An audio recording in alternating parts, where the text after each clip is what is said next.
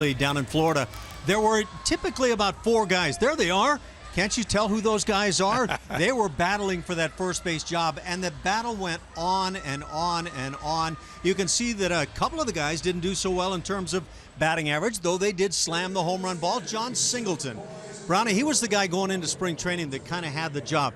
Do a good job, and it's all yours, John. It didn't work out. So one guy that had a great start to spring training, Matt Duffy, hit 3 early home runs, but also played some stellar defense, can play at first and third. He appears to be on the club. Tyler White slipped in there, a guy who's now had 3 years in the minor league system, hit .311 over those 3 years, not hitting a ton of home runs, but he gets on base at over a .400 clip throughout his career, and he did the same this spring. A.J. Reed appears to be maybe the first baseman of the future, but for right now, A.J. Reed goes back to AAA, and Tyler White is that guy that just bangs it around the ballpark. Such an exciting story. Tyler White, 33rd round draft choice, signed for $1,000 after his senior year.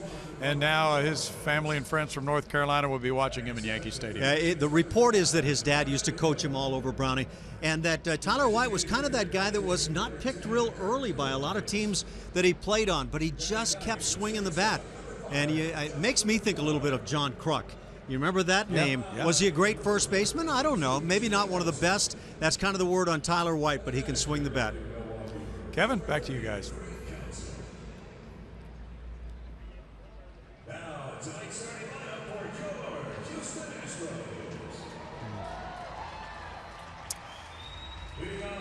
He's in the lineup tonight. You know, Mike, we're speculating this might be the lineup you'll see opening day at Yankee Stadium, and I think there's a good chance Marwin Gonzalez will be the first baseman against a right-handed Yankees pitcher. Reported that Tanaka will be pitching that opener for the Yankees, right-hander, and so Marwin, who has that ability to swing from both sides, had the great spring that you talked about, and he comes off a heck of a year last year with the Houston Astros. He plays a solid defense wherever you put him.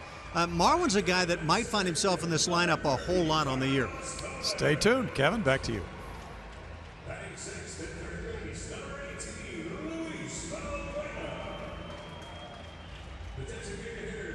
Thank you.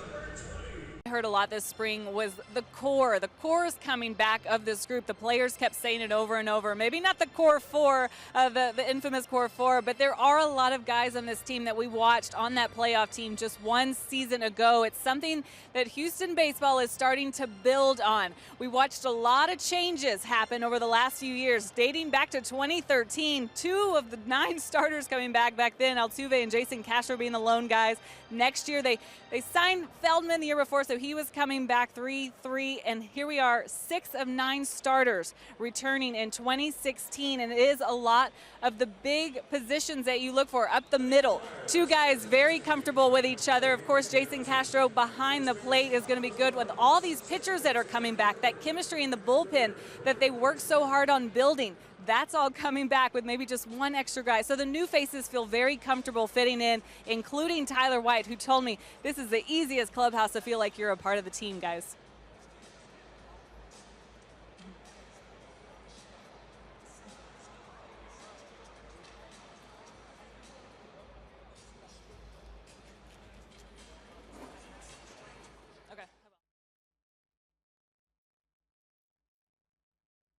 At the end of spring training for the Brewers and the Astros. Glad to have you with us tonight.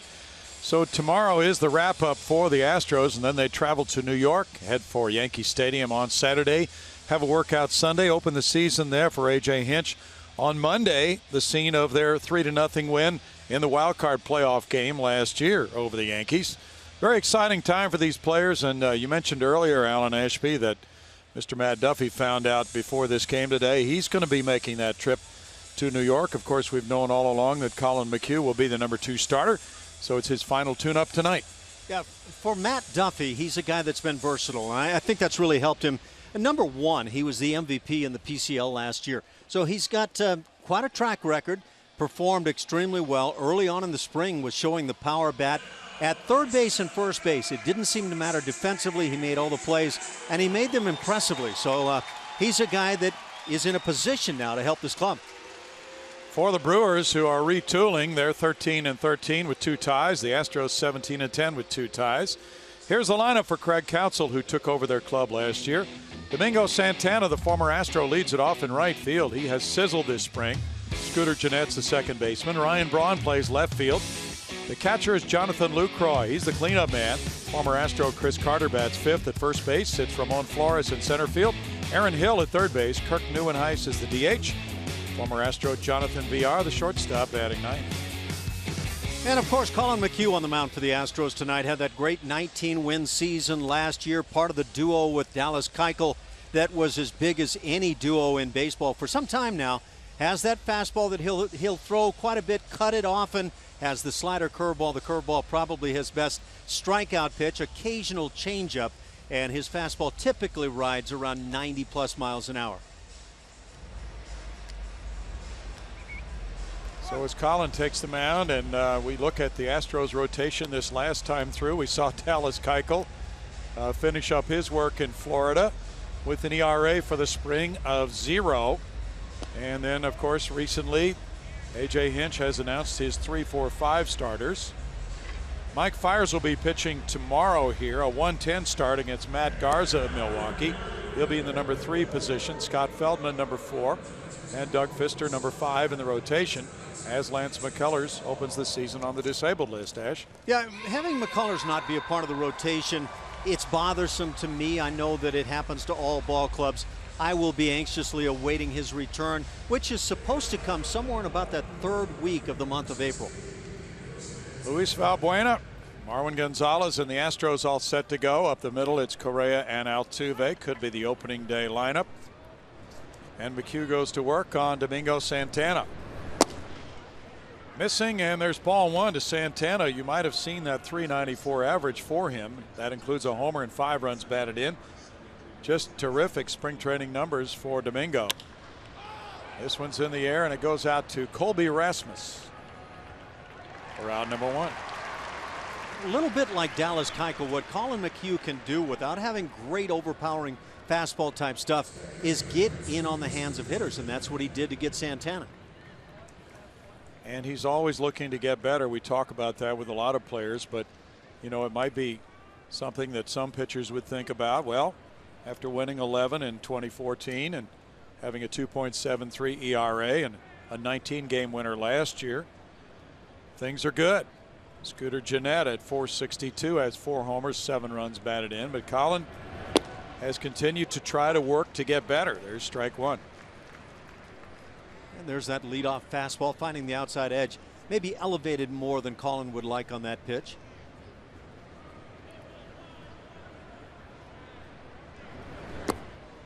Gennett lets that one go. Adrian Johnson, who I believe lives in Houston, or at least has lived in Houston in the past, is the home plate umpire tonight. The Brewers were 68-94 last year and made that big trade with the Astros in July. The Carlos Gomez Mike Fiers trade got a load of prospects. There's a late swing there from Gennett, and it's 1-2. Previous pitch a changeup, and I don't know if that set up that 88 right there, but that was blown by. McHugh has done such a fabulous job of reinventing himself after coming to Houston, having been with the Mets and the Rockies before he arrived here. It's 2-2, and this Houston pitching staff was truly outstanding last season. Colin a big part of that with 203 innings pitched. Now they led the league in ERA, and the bullpen was dominating, and that to me was one of the huge keys. Of course, when your starting staff is really good as they were, that helps the bullpen immensely. Out into right center and deep for George Springer, right in front of the bullpen. 2 down.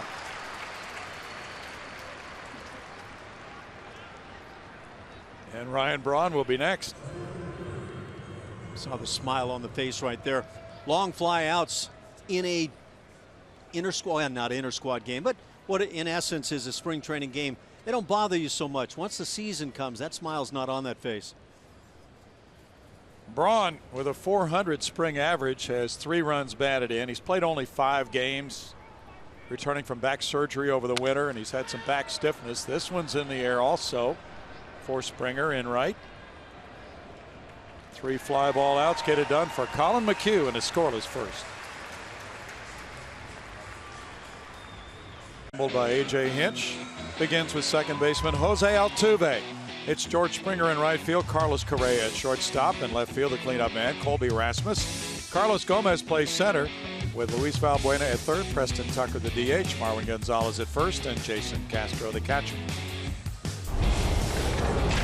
Right-hander Jimmy Nelson on the hill for these Brewers, 1-1 on his spring, and had a great ERA, and they did not have a lot of guys that put up good numbers on the spring. 1.80 was his ERA. 11-13 a year ago with a 4.11 ERA. That's not bad when you consider pitching in Miller Park in Milwaukee, a considerable hitter's yard. Nelson's 27, a second-round pick in 2010 from Klamath Falls, Oregon. Jose Altuve has 2 homers, 11 runs batted in with a .292 spring average. He's walked 7 times. Around a bunt, and he fouls it for strike 1. And I told Jose, Ash, before the game, for my money and from what I've seen of him, I think he is very much improved in terms of getting his pitch to hit. He's taken a lot of pitches this spring. Yeah, we'll see how that pays off for Jose, a guy who's been known to like to go after the first pitch, and he's had a great deal of success.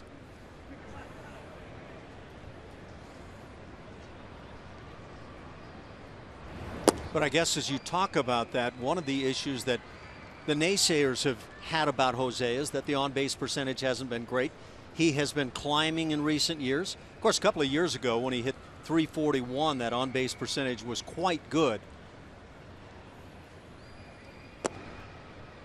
That's in for strike 2. It's interesting to watch players evolve through the years, isn't it? It is, and it's also interesting to consider what some of that evolution does in terms of how it impacts the game. If you've got your top guy seeing a lot more pitches, does that help your club ultimately when it's all said and done? Struck him out looking with a slider.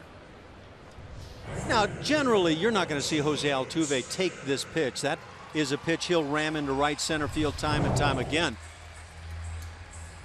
One of the things that I always consider about, okay, let's work the count, let's get the starter out of the game, is that when you look at Major League Baseball in recent years, the bullpens have been dynamic. And I'm not sure a lot of times you want to get to that pen. George Springer's been solid this spring. There's ball 1, 295, 2 homers, 5 runs batted in, diving catches in right field. This club, Ash, has really played hard this spring. They've had a good spring.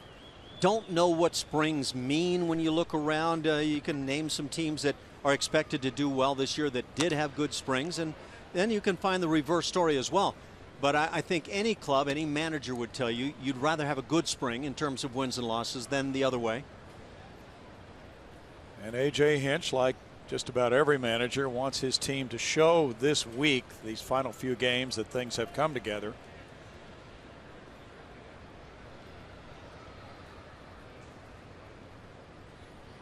I will say this, if you take what the spring training records might mean right now and project them and say, okay, this is what is going to happen during the course of the year, the American League would send the Toronto Blue Jays to the World Series against the National League's Washington Nationals. Both those teams had tremendous springs. Well, both are pretty highly regarded in the preseason picks.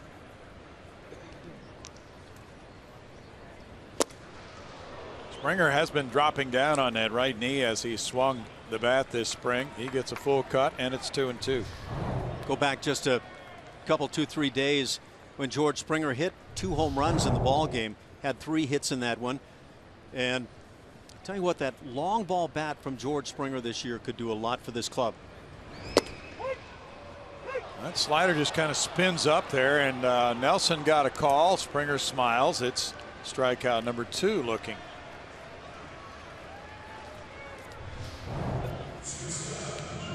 George apparently didn't feel this pitch got the plate, but from that angle, I'd have to say if I'm on the hill, I want it.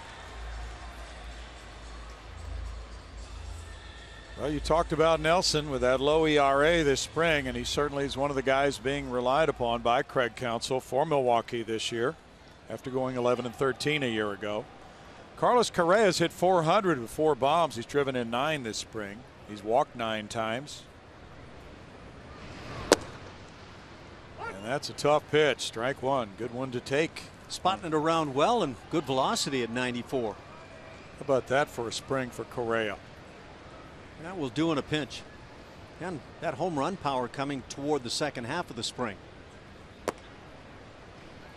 1 ball, 1 strike. Do you find when you were a player, did you find that your bat speed did pick up a little bit as the end of the spring approached, as you realized, hey, I need to really be swinging the bat the way I want to on opening day? My honest answer is it varied. You'd have some springs, or I did, where you hit well early and some the other way, and so you just never know. Both pitchers breezed through the first, no score after 1. Score. And the Astros home opening series is April 11th through the 14th against the Kansas City Royals. Get your tickets by visiting Astros.com or call 1-877-9-ASTROS. Colin McHugh getting back to work, who was working on several things this spring, including the changeup, trying not to rely so heavily on his cutter. I felt like he was getting really predictable last year, so that's something he was working on. But as far as expectations for this year, he's coming off that 19-win season, and he said right off the bat, I have the team to thank for that. When you go back and look at the numbers, they helped me out a lot, and that was kind of the story of this team and how they got to the postseason, which was their goal. But expectations for this year, wants to get to that 200 inning mark, and I know a lot of pitchers do, so we hope to see good things from Colin McHugh, Brownie. Well, the numbers would support Colin in the sense that he had the 4th best run support in the American League, 5.79 per 9 innings. His ERA was 3.89, certainly better than average. The year before it was 2.73, so easy to understand why Colin felt that he was in the right spot in that rotation, Ash. What's that line we hear so often from pitchers? I just want to give my team a chance to win. And Colin did that consistently. Jonathan Lucroy has been the subject of a lot of trade rumors this spring. And he's an affordable player, a catcher who's a good defensive player, and he hits. There's ball 1. He's had a fine spring at 341 with 2 homers, 7 runs batted in, but so far nobody has bit on whatever Milwaukee's demand is to trade Jonathan Lucroy. The rumors were the Texas Rangers talked about dealing for him. Rangers actually pulled off a deal for Hornaday of Detroit, or Holiday rather, of Detroit a couple days ago, so they got their backup. But you know, this guy would really light it up for a lot of teams in contention, but presumably the price is very, very high for him. You know, you mentioned Holiday, a guy who goes over to the Rangers. He could start in my book for some clubs, and I wonder how the Detroit Tigers felt about even giving him up, because there were times when he looked like he was beaten down the door to play every day. The Astros picked up Eric Kratz to be their backup catcher in a trade with San Diego. A liner to left for a hit, and that's a leadoff single for Lucroy. Previous fastball in that sequence there to Lucroy from Colin McHugh. He was trying to find the outside corner, and it just ran right back through the heart of the plate, something I'm sure that Colin's aware of. Former Astro Chris Carter had 24 homers last year, and boy, what he did in the last 2 weeks was important. This spring, 196, 4 homers, 10 runs batted in. Chris hit 199 for Houston last year, and he really struggled almost all year, but the last 12 games he hit 353, 6 homers, 10 runs batted in to help get the Astros into the playoffs. Now smacks one to right. Springer lost it in the lights, picks it up on a bounce, and it'll be runners at first and second with nobody out. New lights in this ballpark too, and it makes you wonder when you see one of those plays happen early on in a game like this, might we see more of this year? Yeah, George just flat lost that on what otherwise would have been a very routine play for Springer. That's his first play back in the stadium with LED lights now, and a chance for him to get used to what that will bring for the home opener against Kansas City. Ramon Flores, the center fielder, is the batter. They are brighter lights. They are more energy efficient as well. There's strike 1. Sometimes all it takes is a little tweaking, angling some of those that might be in the eyes of corner outfielders right away. Flores was a Yankee last year for 32 at bats. That's a good-looking changeup, Ash. Seen it already a couple of times now from Colin, and we mentioned last year the percentage was way down in terms of that changeup for McHugh, but if he can spot it like that, there are still plenty of good days to come for Colin McHugh. And the curve bounces. Good play by Castro. 1-2. Jason was working with a backup pair of shin guards before the game today. Of course, you know all about that. Catcher's equipment. You have to have a second set of gear ready to go at all times, Ash. It's tough to do, too, because you have a tendency to have that gamer set that you use all the time. It's hard to put in the time with the others.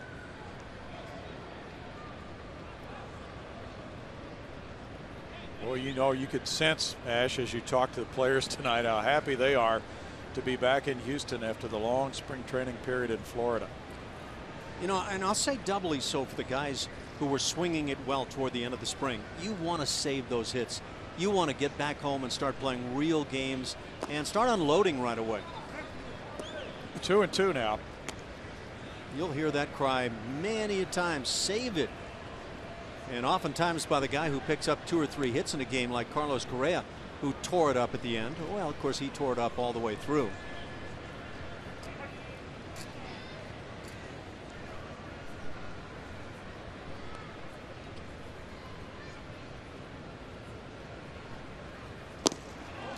Off the plate, a full count now. A big pitch coming for McHugh here in the second inning.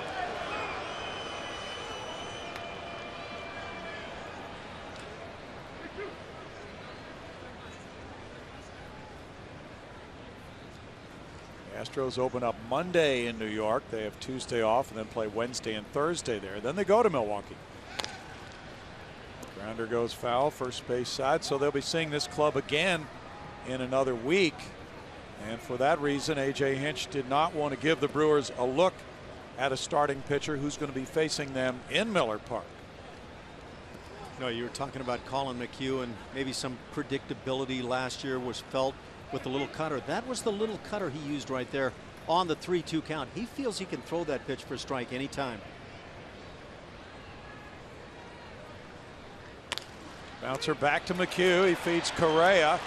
Comes down on the bag, and then the laser throw over to first makes it a 1-6-3 double play. Yeah, that's not the best of leads there by Colin McHugh, but throwing it over the bag enabled Correa to be able to come back down and make the play. Watch as this throw kind of takes Correa up and off the bag, but he's wise enough to come right back down on it before unloading. 2 down, Lucroy to third base. Aaron Hill's the batter. Veteran infielder playing third. He's hit 188 this spring with 2 runs batted in. Hill was with the Diamondbacks when he made the move to Milwaukee. And of course, with Milwaukee going through this transitional phase, Aaron is one of the grizzled veterans at age 34. A grizzled veteran who, back in his time with the Toronto Blue Jays, had a 37 homer year as a second baseman.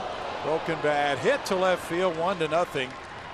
The barrel of the bat wound up between the mound and third base on the RBI single by Hill, his 3rd run batted in. Yeah, he's had some nice years. He hit 36 homers for Toronto in 09. Yeah, fastball runs in on the hands. Yeah, I said 37. 36 is the right number. But who's going to quibble over 1 home run after that many? You'd take either one, wouldn't you? Any player down there in that dugout would beg for that extra dinger. Kirk Neuenhuis comes up now. Former New York Met. He was also with the Angels briefly last year. 27-year-old outfielder who's DHing, and there's strike 1 to him. 288, 1 homer, 7 runs batted in for 23 spring games for Neuenhuis. The Brewers were considering something like 9 players for center field when their camp opened. It's a lot of decision making. Near the left field line, Colby Rasmus with the catch. 1 run, 3 hits, and a man left. 1-0 Brewers. MLB.TV Premium is back with a new low price for 2016. Watch every out-of-market game for every team live in true HD on over 400 devices. Blackout and other restrictions apply. Visit MLB.tv for your details. Well, here in downtown Houston, it's a teeming downtown Houston this weekend, Ash. My goodness, are the sporting events plentiful in this city this weekend. Yeah, I guess you'd call that pretty tough competition. Maybe a little tougher competition. Well, I don't know, for that 9-man spot in center field for the Brewers you were talking about. Yeah. We don't have 9 events going on, but there are some good ones, aren't there? Oh, Shell Houston Open underway. Final 4 starting on Saturday, finishing on Monday. Rockets are playing tonight at home. A lot going on. Colby Rasmus in the box. He has 3 homers, 13 runs batted in, and a .243 average. Bobby Riggs hasn't been seen in town, has he? No.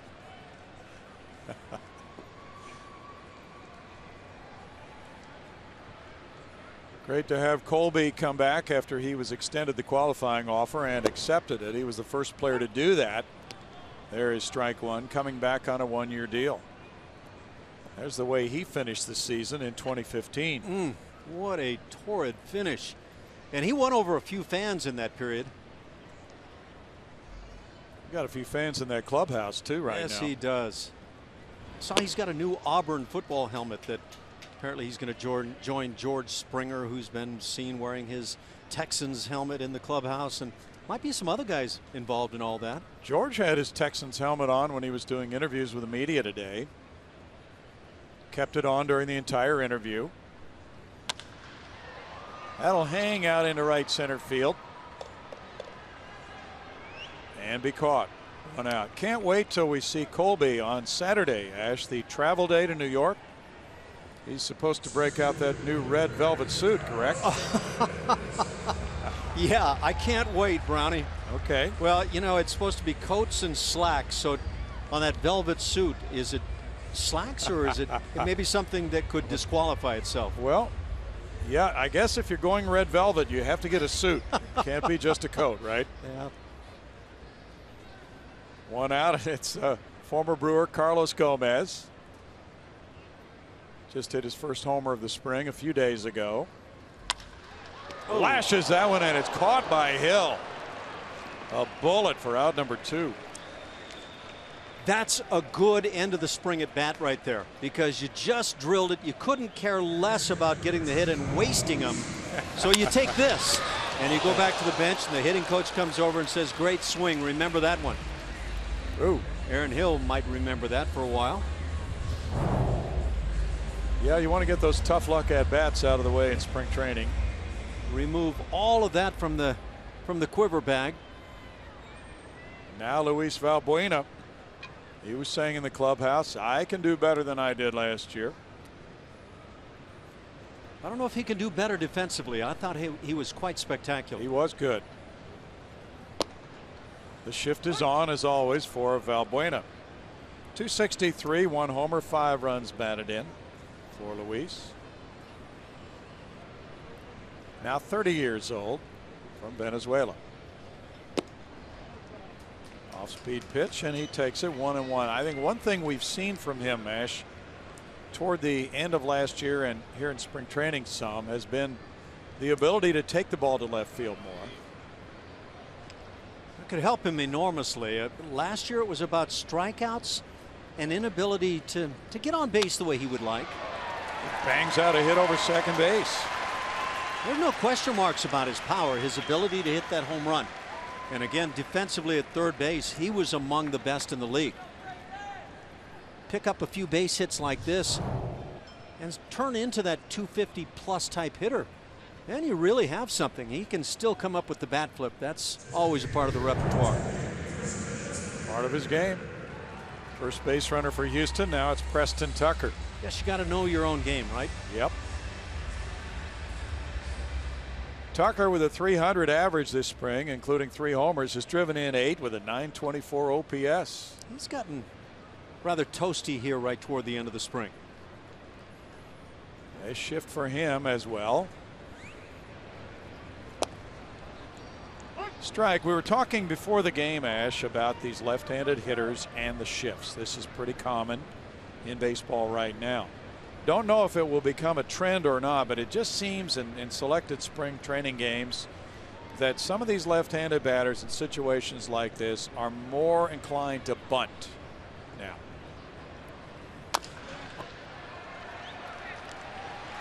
Shortstop over to first for out number 3. VR takes care of it, and we move to the third. 1-0 Milwaukee. Forward to opening day at Yankee Stadium. What a great place for the Astros to begin the campaign in 2016 with the Yankee Doodle Dandy on the mound. Dallas Keuchel in 3 starts last year against the Yankees shut them out.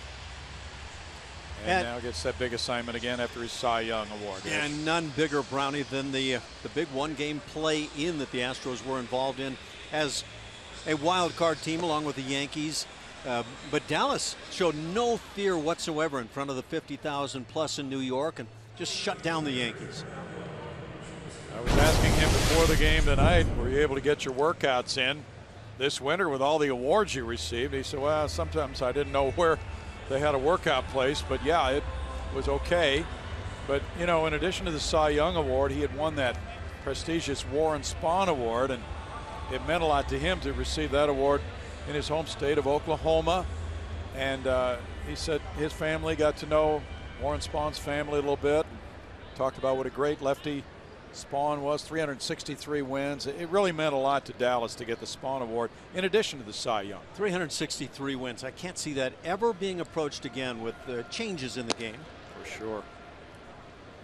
There's ball 1 to Jonathan Villar, the former Astro, at 189 with 3 runs batted in. It seems he'll be the shortstop. You know, sometimes you get hit with blessings in life where things happen that you can't explain. But when I first came to the big leagues, came up with the Cleveland Indians, and the pitching coach was Warren Spahn.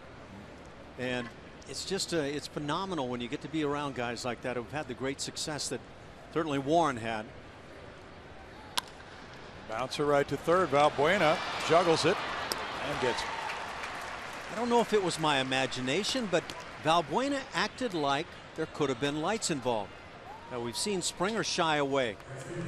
I don't know if that's the case here, but certainly, well, it was an odd bounce. He's apparently telling Colin McHugh. Yeah.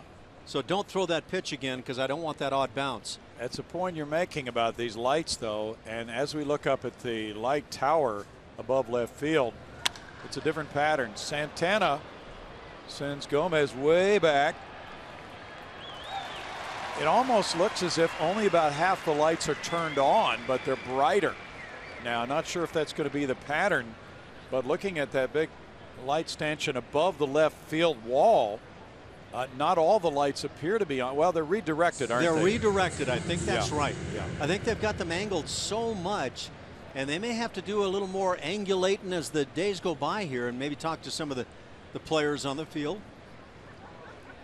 Yeah, there may be some issues and that's why this is a good idea to be in this ballpark now and let these players take a look at how things are. Scooter Gennett hit a fly ball to right. It's not quite the same scenario where the Houston Colt 45s or the Astros at the time faced when they hit the Astrodome when the Yankees had come to town. They couldn't find the baseball up in that ceiling, could they? No, they could not. And they had to paint the panels of the roof, which led to no sunlight on the grass, and the grass died, and thereby AstroTurf was invented. That's a good case of chicken salad being made, huh? Larry Durker told a great story about playing an exhibition game before the Astrodome opened, and nobody could see the ball, and he kept getting fly balls, and they kept landing uncaught. And he said, so here I was, a minor leaguer trying to make the club, and I thought, I'm going to get sent down because big leaguers can't catch pop-ups. Yeah, that's great stuff. I played a game many a moon ago back in Toronto, and the fog rolled in and came right down at the end of the game. Ironically, Yankees in town, a fly ball, routine fly ball to center field, wound up ending that affair. It dropped and turned into a grand slam. Oh, no. Oh, no. A.J. Reed hit a ball, what was it, about a week ago at St. Lucie against the Mets. And Yoenis Cespedes was playing center field. He hit the ball over Cespedes' head. It wound up at the base of the center field wall. Cespedes put his arms out as if wanting the umpire to call ground rule double, ball wedged in padding. It wasn't wedged. So A.J. then came from second base on in, and it was an inside the park homer. Jeanette strikes out looking. We go to the last of the third. 1-0 Brewers. Has pitched his first 3 for the Astros and probably will go about 100 pitches or so. It sometimes varies depending upon what's been happening prior to a given start for a pitcher, but Mike Fiers will go tomorrow. He thought he might go about that many pitches, 90 or so. Final tune-up before the regular season starts. A.J. talking with Colin right now. With Dallas Keuchel going 7 innings in that most recent start, I would say he's primed to have a shot to go all the way in his opener. He could, the way he pitches. Marwin Gonzalez, 333, 4 homers, 8 runs batted in, has had just a terrific spring. He gives A.J. Hinch that veteran bat, and even though he can play anywhere, he might be the opening day first baseman against Masahiro Tanaka. Up to bunt, he takes, and it is ball 1. On appeal, they checked with the third base umpire, but he did not offer at it in the umpire's opinion. Almost so many of the left-hand hitters who come to the plate now in the big leagues see the shift. That one guy remaining on the left side who shallows up and kind of cuts down the angle a bit. He hits one high to right field. Santana on the track. One out. You know, but I was going to say about Marwin, he's a guy that it kind of surprises me to see the shift, because at least a year or two ago, I would have said Marwin is more that guy who sprays it around. Yeah, I think he's really gained a more powerful swing, Ash. Yes. The ball's been jumping off his bat in spring training. He's got a powerful looking stroke from the right side. From the left, it's more that quick approach with the bat. Now the shift is on for Jason Castro. He's worked hard all winter on retooling his swing. Rips a liner into center field. Hit number 2 for Houston. Well, if that's the tool he's left with right now, take it all year long. Yeah. Yeah, it would appear that he's feeling it for the moment. Just go ahead and hammer that first thing where you like it. Remember that swing from a couple of years ago? Yes. He hit a lot of balls to that part of the park and a left center, Ash. Well, he's got that natural power to left field, and this is a perfect yard for it. Altuve has the hole on the right side of the infield. And there's strike 1. I think he's maybe matched his strikes taken approach for a couple of seasons ago when he hit 341. You're right. He's looked at a lot of pitches this spring compared to his normal allotment. 1-1. Is it voice spring training? It's voice spring training. Yes, it is. You got to build that bad boy up, don't you? Yeah, it's spring training for everybody, right? Umpires. Absolutely. You know, we wanted to check on that iPad that the managers have, by the way. That's one different twist from last year. In the dugouts this year, all major league managers are being furnished with iPads with special scouting information on them. Since 2013, Altuve is the top of the heap in hits. Pretty good list of names right there, too.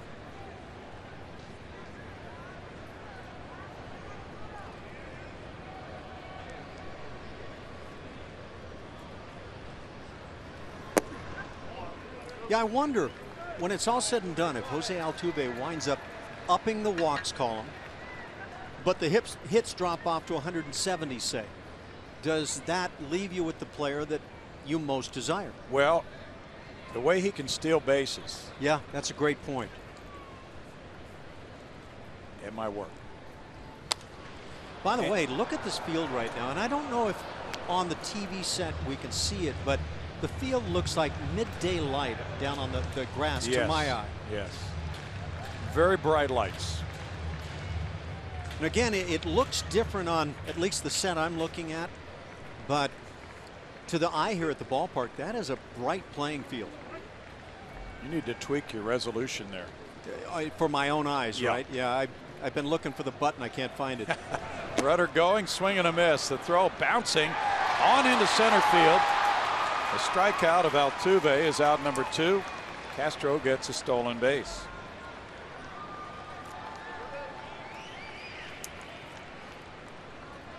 Third strikeout for Nelson. You know what winds up happening with players? Spring training is a time you work on something. Everybody's been talking about this item or that, and you work on it. And then I think of Altuve here, a couple of strikeouts to start the game. I'm never surprised when a guy goes back to what he does come opening day. Yep. Yeah, no matter how diligent the spring training work is, when the games count, it can be different. You rely on what got you here. Springer struck out looking.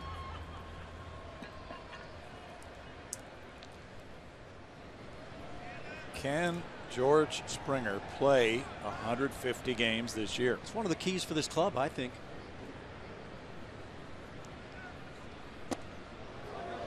Ball one in tight. You've got a couple of guys in terms of pure talent who could be in the MVP consideration come the end of the season. George Springer is one of them for me. And the more games he plays says likely he's performing at or close to his ability, and boy, that could be sky high for George.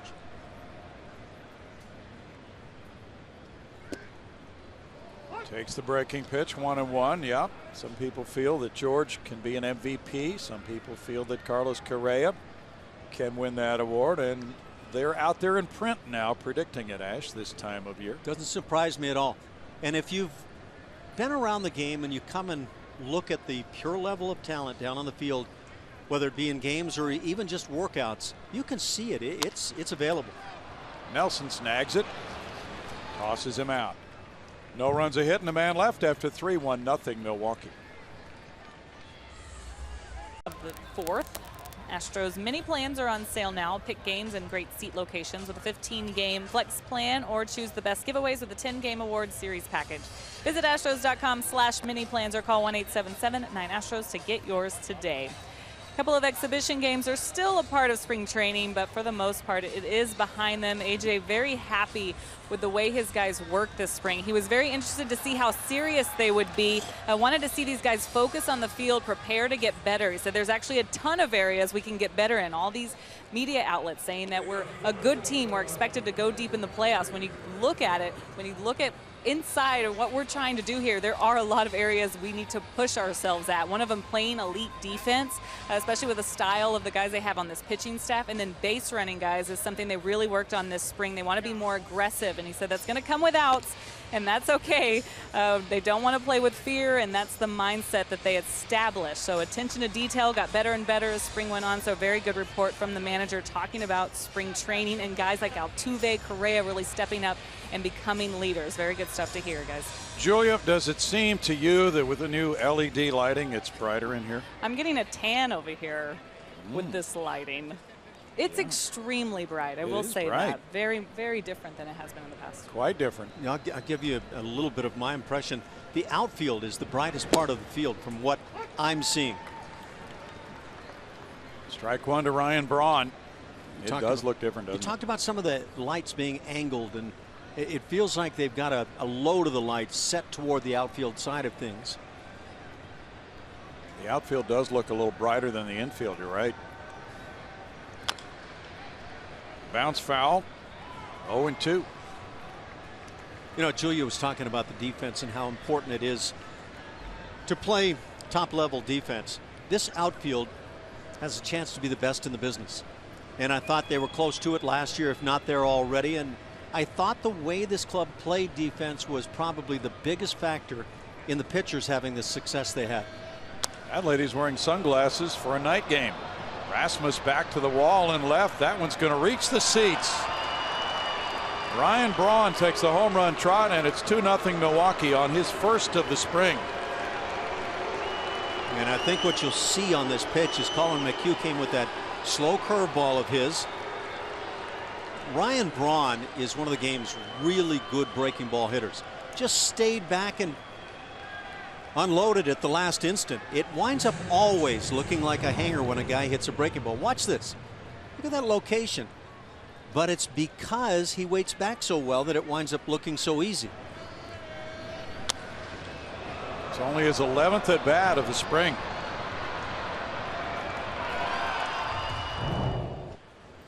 He looks ready to go. If he can wait back on a curveball like that, Ash. Surprising to see Brett Phillips laughing in the dugout, huh? Former Astro farmhand. Jonathan Lucroy with ball one. What a great piece of video footage of Brett Phillips this spring laughing. It was an infectious, to say the least, laugh, and had his teammates just dying over it. He was one of the big prospects traded in that package for Gomez and Fires. That's a ground ball hit through the left side by Lucroy. And Phillips had been sidelined by an injury this spring. Recently has returned to play. Might get in later on, but he's certainly a big part of the Milwaukee future after that trade.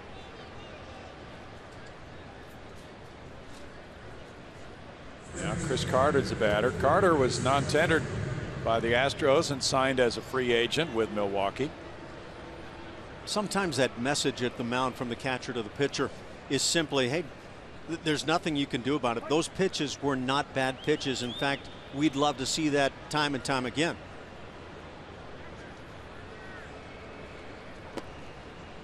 Ball one to Carter. He hit that ball up in the lights. It fell in for a single in front of George Springer. 90 homers with the Astros in those 3 seasons.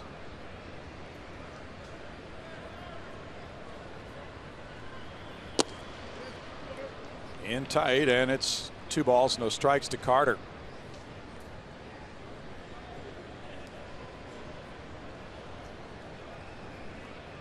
Well, Milwaukee, playing in the NL Central, has to deal with the likes of the Cubs, Cardinals, Reds, the Pirates.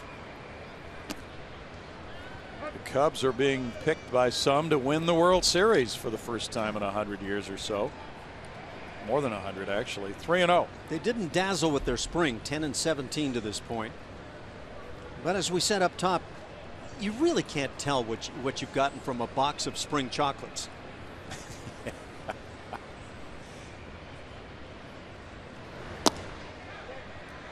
Carter takes, and it's a walk. 2 men on for Ramon Flores now. Let's see how it went last year. The Cardinals won 100, the Pirates 98, the Cubs 97.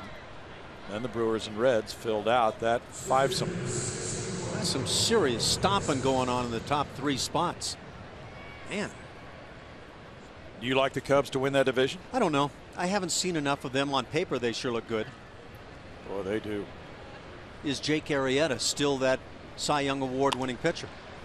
And I think, you know, those questions apply to both of the Cy Young Award winners from last year, and that's natural. Yeah, I think it's always that way until a guy establishes himself with 2 or 3 of those awards. Right. And then you feel like you really know what you've got. Exactly.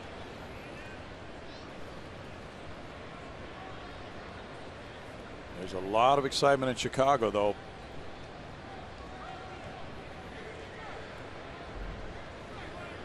Thinking back to kind of the parallel path the Cubs and Astros have been on, though, and it's been, I think, a lot of fun for baseball fans to follow their progress the last 3 years.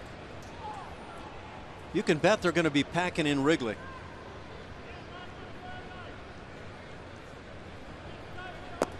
Many feel that the Cardinals are not the same team. They're not going to be anywhere near that good. We'll see. Both the fastball and changeup just gliding away on Colin McHugh to his arm side. And I'm sure Jason Castro wants to get him back, staying behind the baseball. If you start spinning out with the left side, the baseball will just run away to your arm side.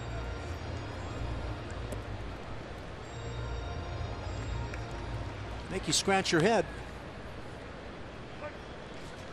Got to be nice for these guys to be able to settle into their own homes, if only for a night or two.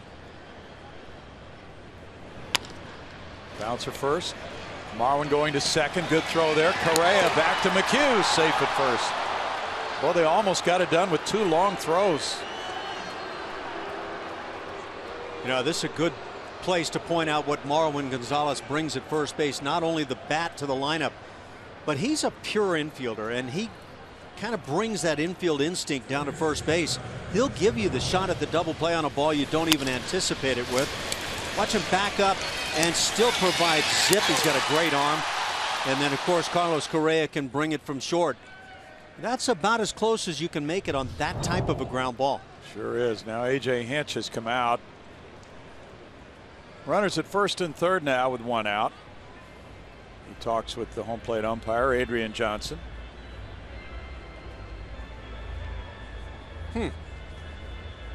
What is this about? Do you know? You know, I'm asking myself, is replay even a consideration in a game like this? That's the only thought I had. Of course, down in Florida, spring training, or in Arizona for that matter, you don't have that option. So this becomes a whole new ball game right here. Right. Okay. We've got that new interpretation down at second base this year as guys slide into the bag, what they are required to do. And if they don't slide right into the bag, you can and should call the double play if you're the umpires. Watch the slide. He goes after Carlos Correa. And by the new rule book, that's a double play. Interesting point. Aaron Hill was strike 1. The base runner is required to be able to touch the bag at the end of a slide. But he also had A.J. Hinch talking about this one day. That base runner, if he starts at the bag, cannot flare off to one side or the other. Right. He's got to continue on the path he starts on. It's a tough rule.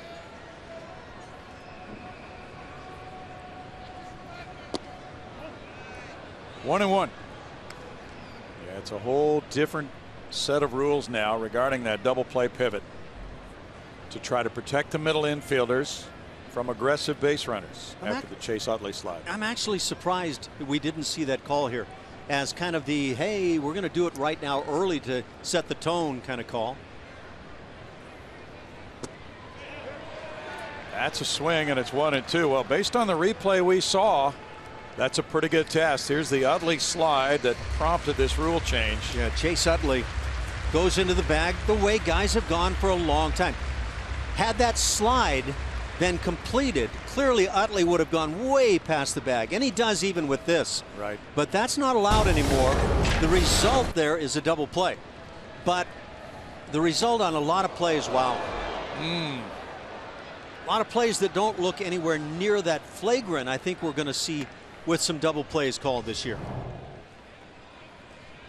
Aaron Hill, very fortunate. Boy, yeah, that was up around the nose. Watch this go right by the face. Wow.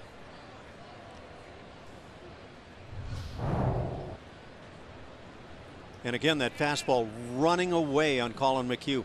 He's not staying behind it the way he typically would. Colin's been excellent at making in-game adjustments. Gomez backing, a runner tagging at third. There's the catch for the second out. Throw into second base. Sac fly, 3-0 on the Hill fly ball. Let's go back to 1977 and Hal McRae. Hal McRae, a great player. Of course, you see George Brett hitting the ground ball to start this, but McRae going into the bag, and he was known for taking guys apart. I don't think he could have reached back and touched that bag, just my interpretation of the play. But yeah, you can't do that. And there were rules in place even then that said you've got to be able to reach and grab the bag. Look at Hal McRae. That's just off the charts. And of course, that's one of the plays cited in terms of this new change now. And I think it's a good thing, but it's going to be tough to police, I think. Foul ball, strike 1 on Neuenhuis. Boy, Willie Randolph got body blocked into left field on that McRae slide. And of course, Tejada from the Utley slide we saw before had a broken leg. You think about some of the top talents playing middle infield positions and the investments the clubs have in them and the investments in terms of their future and how much money they might make. That could be a game changer with that rule now allowing players to stay healthier. We'll wait and see how it works out. But I'll tell you what, it's going to come into play sometimes where I think it's going to leave the players, broadcasters, fans wondering, why was it called this time when it wasn't called that time? Yes. Late swing by Nieuwenhuis, 1-2, and the rule states that the base runner must be sliding before he gets to the bag. And so Hal McRae would have been out on that one. Yeah, we were talking with A.J. Hinch during spring training about this new rule. And so he went and started to field around with the umpires, and he got a variety of responses. Rasmus backing in left. Well, we'll get more of an explanation as we come back. 2-run scoring on 2 hits with a man left for Milwaukee and a 3-0 Brewer lead. Difference of the umpiring crew out around second base, possibly to discuss, and we're presuming that is the case, that situation of calling a double play based on a slide that's now illegal. Well, I think that's extremely wise by A.J. and you can see what kind of a guy, what kind of a manager he is. He wants to know the details. And I imagine he went out and said, hey, what were you guys told? This is what I was told. And how are we going to proceed with this once day one comes? Right. There was no argumentative tone, just questions, and informative session, it appeared. Yep. Yeah, but I honestly, I think the umpires are all asking themselves personally, how do I call this the first time I see this in the regular season? Sure. And the young umpire and Carlos Torres, Corey Blazer are the younger umpires, along with the veterans Adrian Johnson and Eric Cooper on this 4-man crew. Talk it over. Now Carlos Correa, he grounded to third earlier.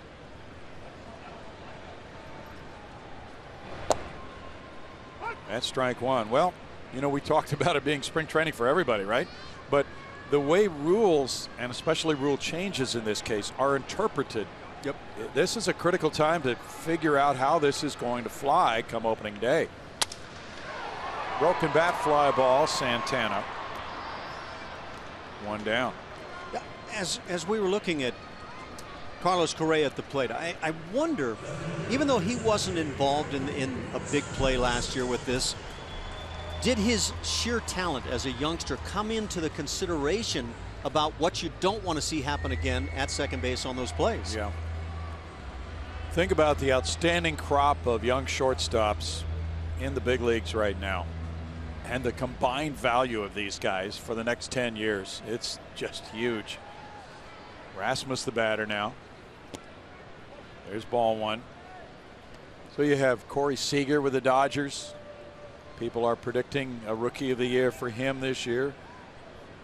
Francisco Lindor with Cleveland, Xander Bogaerts with Boston, Jose Iglesias, Detroit, and so on down the line. And there is some top flight talent at the shortstop position. I didn't get to see a whole lot of Lindor last year, although numbers say he had a great year. But Xander Bogaerts with the Boston Red Sox, Jeff Blum and I, who were in Boston last year, we were kind of blown away by the talent of this guy, not only defensively, but in particular offensively. Yes. Drove in, I think, 81 runs. It's lashed on a line, but the shift winds up without number 2 for the Brewers. Jeanette there to catch it. Some tough luck. Gomez lined out earlier, and now Rasmus hits one on the button.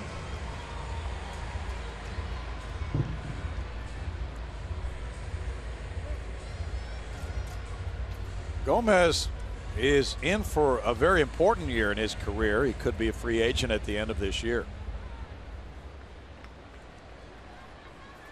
Well, I hope he has the kind of year that leaves him and his agent considering free agency. By that I mean, if he has one of those big seasons that can help this club, that's your best place to be able to be a free agent. Last year, an off year for him. He had some injuries, 255 average, 12 homers, 56 runs batted in. In 2013, he hit 24 homers, stole 40 bases. The next year, 23 homers, 34 steals. High to center field. Flores waiting. A 1-2-3 fourth keeps Nelson in the lead, 3-0. Park 3-0 Brewers leading the Astros, and in just a couple of days this team will be on a plane to New York, breaking for the season. Two guys who made an impact on this team last year who aren't ready to go just yet. Lance McCullers, starting pitcher, and of course Evan Gattis, who's recovering from hernia surgery over this offseason, just weeks before spring training started. Both are progressing very nicely, though. Evan Gattis had 8 at-bats today in a minor league game back in Kissimmee. I would expect him to have a rehab assignment once the minor league season gets going. Lance McCullers also shoulder soreness during the spring training, so he was a little bit behind as far as his throwing program and getting ready to go, but good things today for him. Live batting practice back in Kissimmee, 30 to 35 pitches, using all of his pitches. Hinch very encouraged with what he's hearing there, so Lance McCullers not far behind. These guys will rejoin this team soon, guys. Did you get the big scoop on Evan Gattis shaving his beard? He did what? Yeah, he shaved his beard. No, he didn't. Yep. So I haven't seen any pictures of since we left. Well, there was a picture on Twitter. This is breaking news. Supposedly he still has a mustache, but we can't call him the caveman anymore, can we? No. Oh, I think he still qualifies. Okay. Some guys can shave it down and they still qualify. He's there. Jonathan Villar gets it going. He grounded out earlier. That's a strike. So obviously with those two critical injuries Julia talked about, with Gattis and McCullers opening on the disabled list, that has given 2 other players a chance to make this club. And one more decision to be made on that final pitcher. 2 hopper to second. Altuve takes care of out number 1 because the Astros have decided, with the decision to have Matt Duffy on the club, to go with 12 pitchers to open the season rather than 13. So it comes down to a choice, and I believe Wandy Rodriguez might be pitching in relief tonight, and that could help that decision along. Santana the batter. He's 0 for 2. That's strike 1. James Hoyt has been in the mix, and the Astros have another possibility as well. Michael Feliz, even though Michael Feliz has been optioned to the minor leagues, he could be brought back for opening day. 1-1. There are some options in that regard. As far as Wandy is concerned, if he were on the club, that would give A.J. Hinch a second lefty reliever behind Tony Sipp. And a long man. So those are 2 prominent thoughts when it comes to the construction of this pitching staff.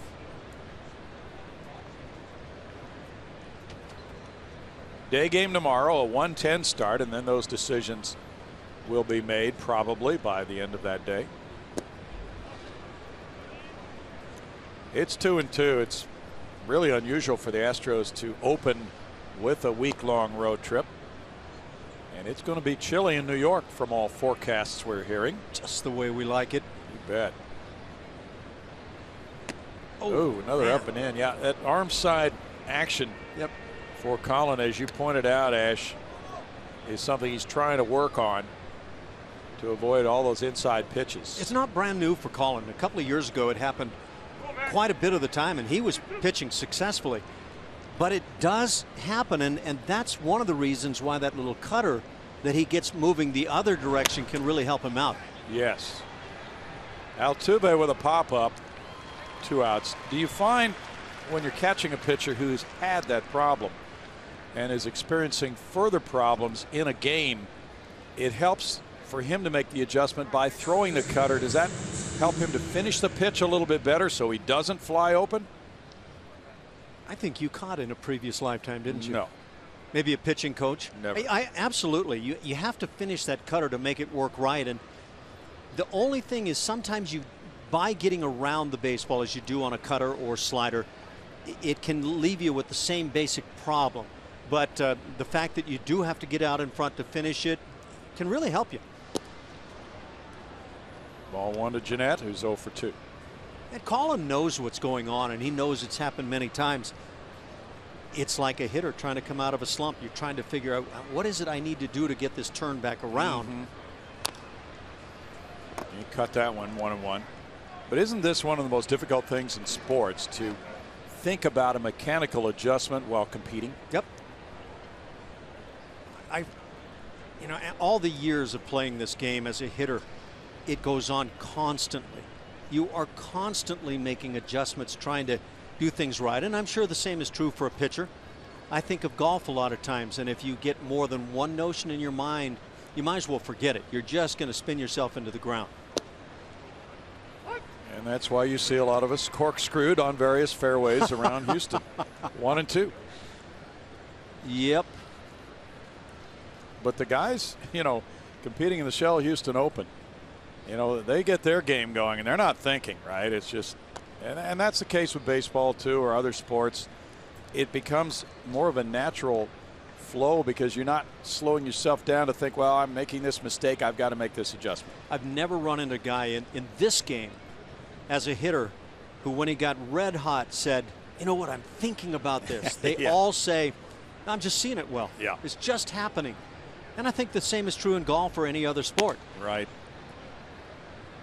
2 and 2.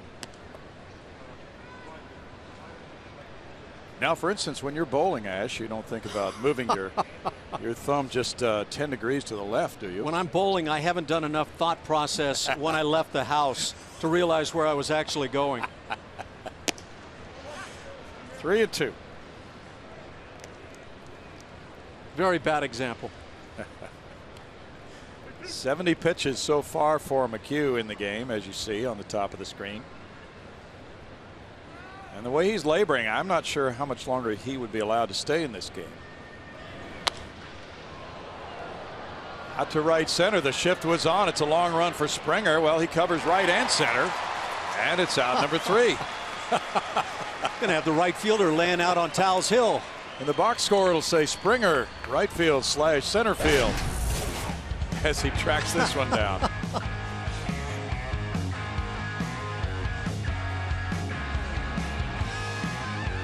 We go to the bottom of the 5th inning. Houston Astros 28-game ticket plans are on sale right now. Choose a series or weekend plan for the 2016 season. For more information, visit Astros.com, or you can call 1-877-9-ASTROS. That's the old-fashioned way. Oh, that's a workable plan for a lot of people who are working. They can't go to as many games as they would like, but 28 games, that should be doable. You're at Minute Maid Park. It's 3-0 Brewers, and Jimmy Nelson has had the Astros number so far. Infield overshifted for Luis Valbuena, who banged a single to center field earlier. Nelson has mixed in some curveballs, sliders with his fastball, a few changeups maybe. That's ball 1. Brownie, you came so close to having the Astros right fielder George Springer laid out on Tal's Hill making the play.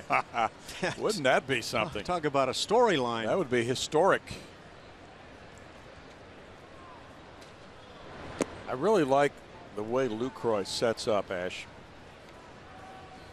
Well, you like just a part of his game. Well, you're He's right. got a couple of hits tonight. He just looks as quiet as can be at the plate. I watched him throw before the game, and looks like a quality catcher. Quiet behind the plate, too. Yep. Yeah, some guys will talk about, I like to see a big catcher. But then when they play with that guy that is kind of the small catcher and sets the little small zone, they feel like, well, maybe it's actually a small catcher I like. But it's a nice look that he provides.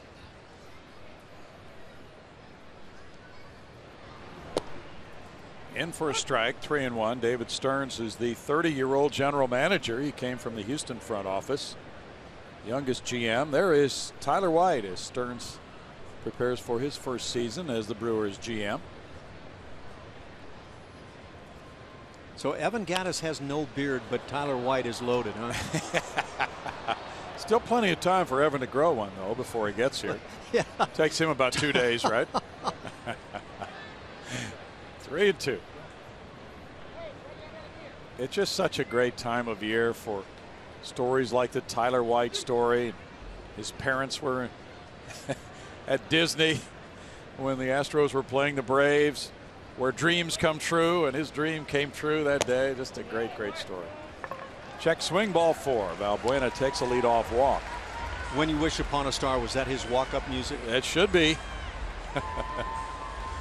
Now Preston Tucker, who grounded out. Can you imagine, though, after his beginnings in pro ball, 33rd round pick, went to a small college, and he's just worked his way up just through sheer hard work and good hitting. And now he's going to get an opening day in Yankee Stadium. His first day in the big leagues. Well, it's a great story, and it becomes an even better story if he's able to produce when he gets out there and plays. His track record says that's a pretty good chance. Tucker certainly produced as a rookie last year with a couple of pinch hit homers, some big hits for the Astros. There's strike one. You and Ash and Julia, of course, did that tremendous comeback in Anaheim when Tucker got it started with a home run.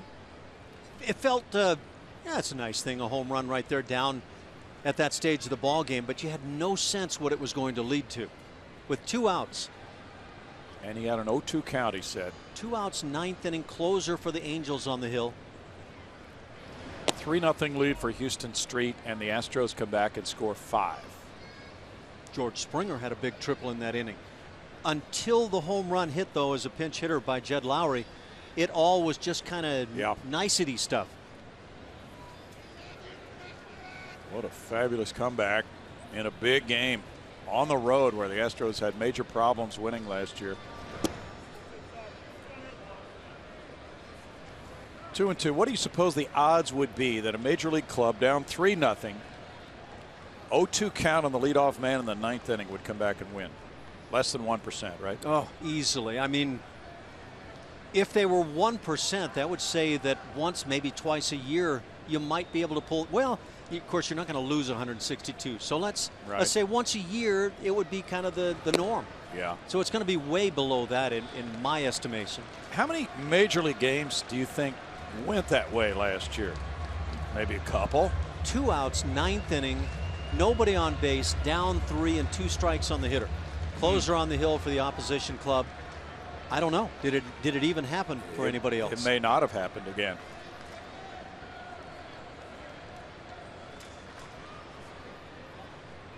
That was a 16-game improvement for the Astros over 2014.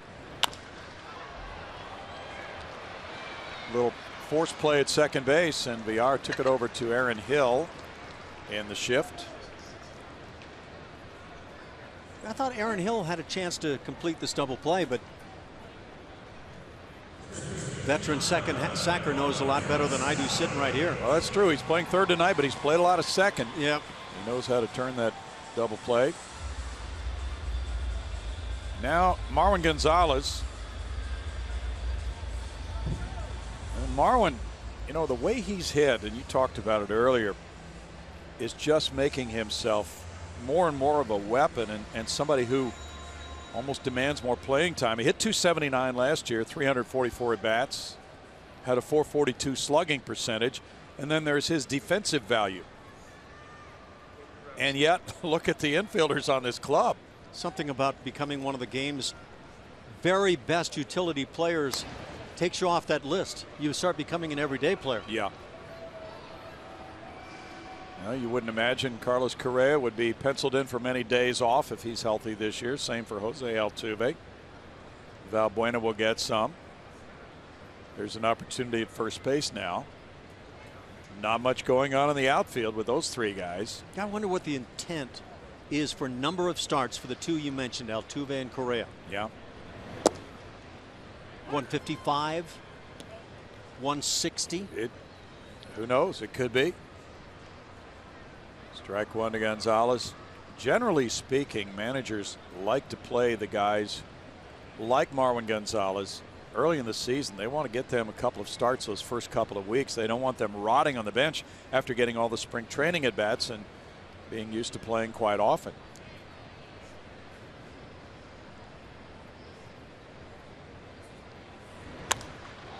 Popped up, and yet the guys you're talking about don't want to take a day off early in the season either. No, you're exactly right.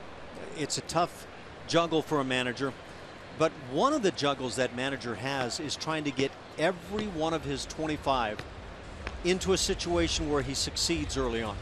That's when you get a club that loosens up and starts to play winning baseball, if they have the tools. Yeah, that's an excellent thought. And the contributions came from all over for A.J. Hinch's club last year.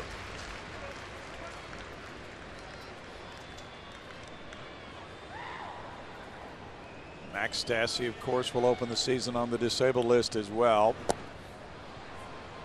That's a strikeout for out number 2, and Nelson has it going tonight. Yeah, we're taking a peek apparently at what Nelson did over the course of the spring, pitching in Arizona and finding a way to have an ERA under the 2 mark. Look at the numbers, if you're so inclined to do so, of what the major league clubs did in Arizona again this spring. It's just it's kind of a silly ball in terms of what they put up offensively. Astros singled and stole a base. That is a tough place to pitch. There are more parks at altitude, and breaking pitches usually are not as effective in Arizona spring training. Generally, ERA is much higher there than in Florida spring training. Castro looks at ball 1.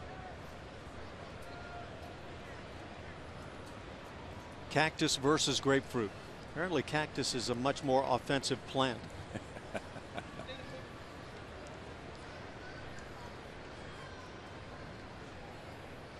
Brewers had a 5.15 ERA in Florida, in Arizona rather. 1 ball, 1 strike. Good swing that had a chance to result in one of those balls sharply hit to left field. Well, you remember the story, Ash. The Seattle Pilots became the Milwaukee Brewers, and the equipment truck supposedly was on its way from Arizona spring training to Seattle. The truck driver got an order to stop around Salt Lake City and check in. He got a phone call to redirect him to Milwaukee for opening day. That was a quick move.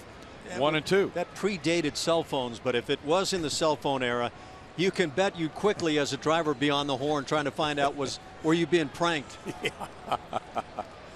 Ashton Kutcher on the other other end of this line. Luke Gregerson is warming up. Tony Sipp is getting loose in the bullpen. A.J. Hinch has not yet named his closer. And he might not do that. But it sounds as if he doesn't want to stick with only one plan. We'll wait and see what he says publicly. But he has some options. Well, the numbers for Ken Giles this spring were not what was anticipated. Let's put it that way. Castro's down on strikes. Scoreless 5th inning for Nelson. He leads at 3-0 after 5. Colin McHugh back out for inning number 6. And he's going to get a full workload in terms of pitches thrown. Who's going to join him in the starting 5 in the rotation? Dallas Keuchel, Colin McHugh, Mike Fiers, Scott Feldman, and Doug Fister this year. At least to start the season. Of course, Lance McCullers, everybody hopes, will be back sometime mid-3rd week plus of April. But Mike Fiers slated number 3, Scott Feldman and Doug Fister to follow in one order or the other. But all guys who had their moments during the spring where they pitched well, and other moments where the numbers didn't favor them. Doug Fister started out, I think in particular, a guy who had 5 starts, pitched very well early on, but wound up allowing an ERA of 8.27, 23 hits in 16 and a 3rd inning. So not exactly what he had hoped for, but guys who have track records. Mike Fiers right there will be the starter tomorrow at 1:10 against Milwaukee. Matt Garza goes for the Brewers tomorrow. Mike said he feels pretty good about where he is right now with his pitching. Jake Marisnick, by the way, was alongside him, I believe, on the bench. Jake had a bit of a sprained ankle the other day, but he's been declared healthy again. Ryan Braun leads it off in the 6th inning. He homered last time. And there's strike 1. It was one of those intriguing injuries to Jake Marisnick. He jogged off the field once he was summoned to come off. Oh, he is hurting bad, isn't he? Gomez is in right center. Braun, by the way, last year made the move from right field to left field, and that's where he'll be this year with Santana in right. Watch how still Braun stays, and one of the reasons why he's such a good off-speed hitter. This was the straight changeup, and he swung in front. Some guys will see the breaking ball so much better than the changeup. Well, Colin can file that one away. You see Braun, who's done a lot of damage against Houston, unable to make contact on that good changeup for Colin McHugh. And Julia told us earlier how much he's been working on that pitch this spring. That should be in play. Marwin Gonzalez with a sprint. George Springer coming over, and that is not in play, in fact. And players have to be careful in that area of the field. When sliding, they can wind up with an injury if they slide low into that area that's not padded. We've seen some tough injuries over there in that part of the ballpark. Yeah, that's that kind of Bermuda Triangle kind of area where nobody has a great shot to get there, but boy, Marwin made his best effort. Well, it is padded now, Ash. It didn't used to be padded. You think that leaves you wanting to come out tomorrow and give it a try? Yes, let's do that about 7:30 in the morning, shall we? Well, I have a feeling you might be here at that point, so throw on the sliding shorts and get at it. No, pal, we've got Friday morning traffic tomorrow. Ooh, that's right. 2 and 2. That's going to require a calculated departure time.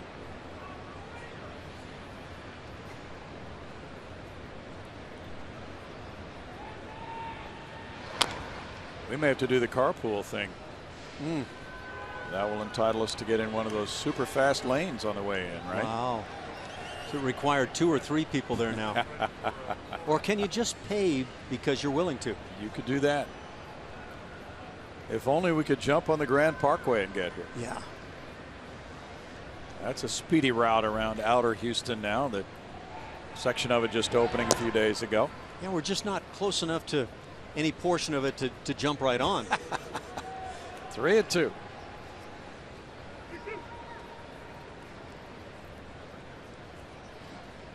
Well, this will be a different feel for that first road trip, going from Yankee Stadium to Miller Park in Milwaukee, right back to interleague play with only second series.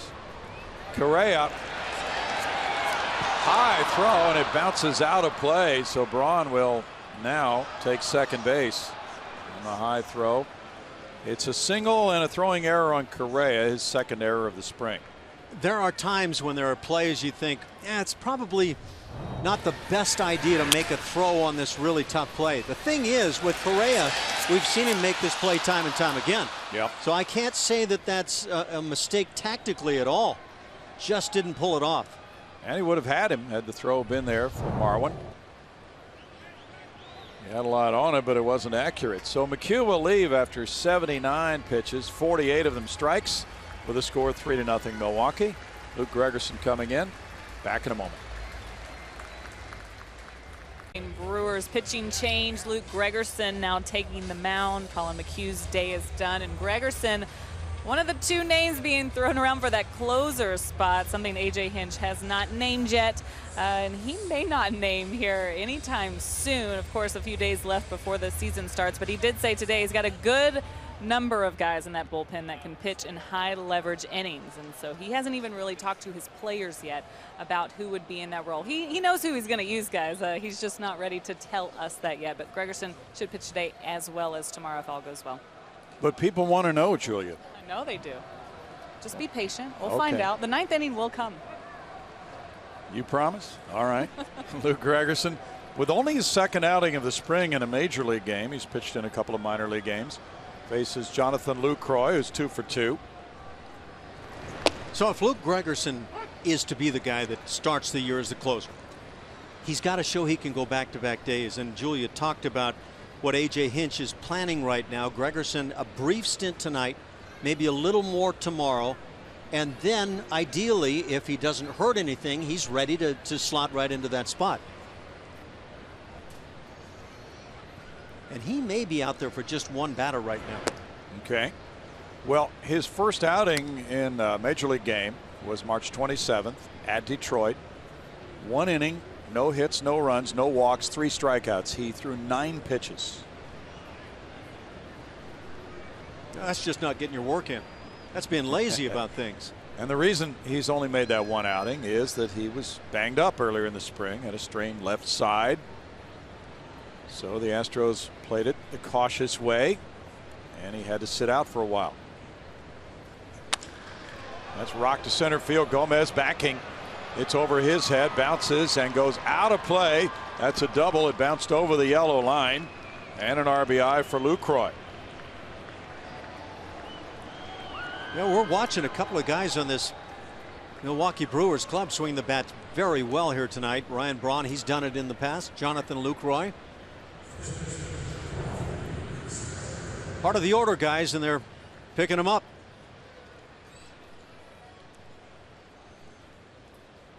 It looked like a slider that stayed up a little bit, Ash. That it was. Of course, the slider, the key weapon for Luke Gregerson, but he hung it right through the heart of the plate. Chris Carter singled and walked.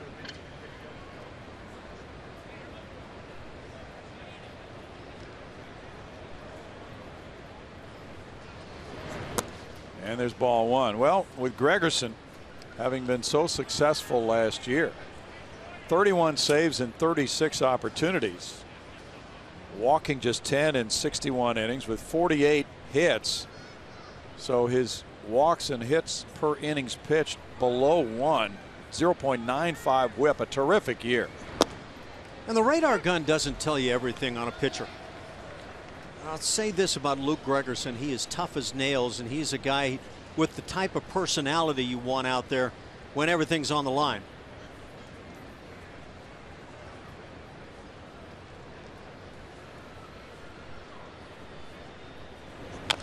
So he had been primarily a setup man in his career. Last year was his first year as the full-time closer. That went exceptionally well. Ken Giles took over as the Phillies closer during the season last year after the Phillies traded Jonathan Papelbon to Boston, and he did very well.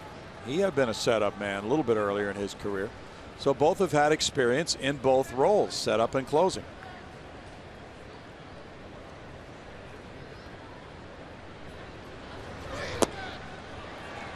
Carter strikes out. He was really fooled on that slider. Like a slower speed to the pitch. Took a bit off. Didn't have it in the strike zone, but Chris Carter inclined to take a hack at that pitch. This is the brief appearance you talked about. Yeah, I think the intent tonight was to get one out. He wound up facing two hitters. But right now for Luke Gregerson, this is about pitching in back-to-back games and feeling like everything is squared away when those two games are over. 4-0 Milwaukee, back in a moment. Inning with one out and a runner at second. Tony Sipp comes in. He's pitcher number 3 of the night, and he may be the only lefty in the Astros bullpen. We'll have to wait and see about that, Ash. Certainly a possibility. A guy who relies on his fastball, about 57%. Slider and changeup factor in. He'll mix in that changeup. When he gets it rolling, he can throw that back-to-back and sometimes even more on hitters. Very effective pitch. Lefty on lefty. Sipp opposing center fielder Ramon Flores, who's 0 for 2.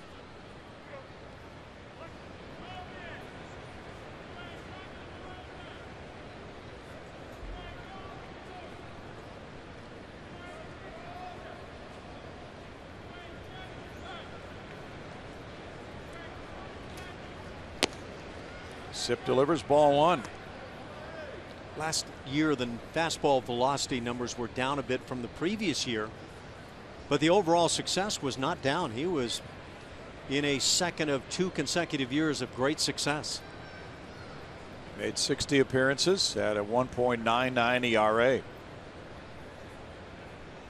Average better than a strikeout per inning. Rocked into right field. That'll get a run home. And it's played well by Springer. It's 5-0 now. Springer limiting the damage to an RBI single for Flores. Scoring Lucroy. One of the game's best right fielders making a nice play. But these Brewers hitters up to the task here this evening. They're banging out line drives. Lefty v lefty, and lefty with wood in his hands right there was the clear winner.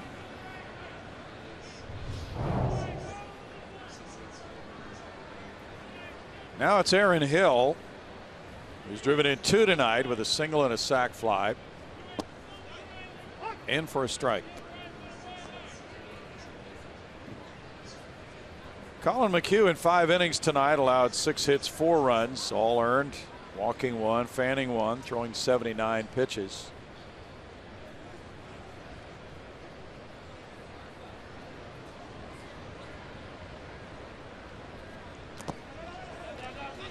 Castro's got to play at second. High throw to Altuve, not in time. Flores is able to advance on what will be probably a wild pitch, that pitch in the dirt.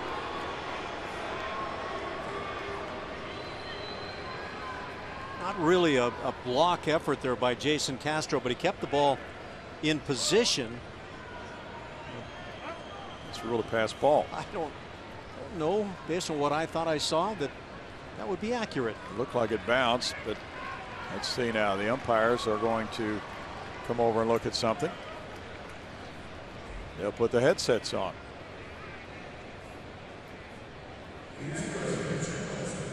So we are going to spring training practice every aspect of this game we can, huh?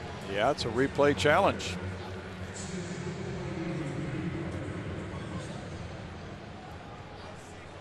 Just like riding a bike, we could do this in our sleep. On the play at second, Altuve came down and put the tag on Ramos, who was popping up at second on his slide, but still pretty close. That is close. Closer than I thought watching that play initially. Yes. Looked like Eric Cooper had the call. Kind of with you, though. I don't know that anything's going to get changed here. We still can't see the pitch, what took place. I don't know. Looks safe, didn't it? Did to me, and Jose Altuve is not uptight about what the call is going to be.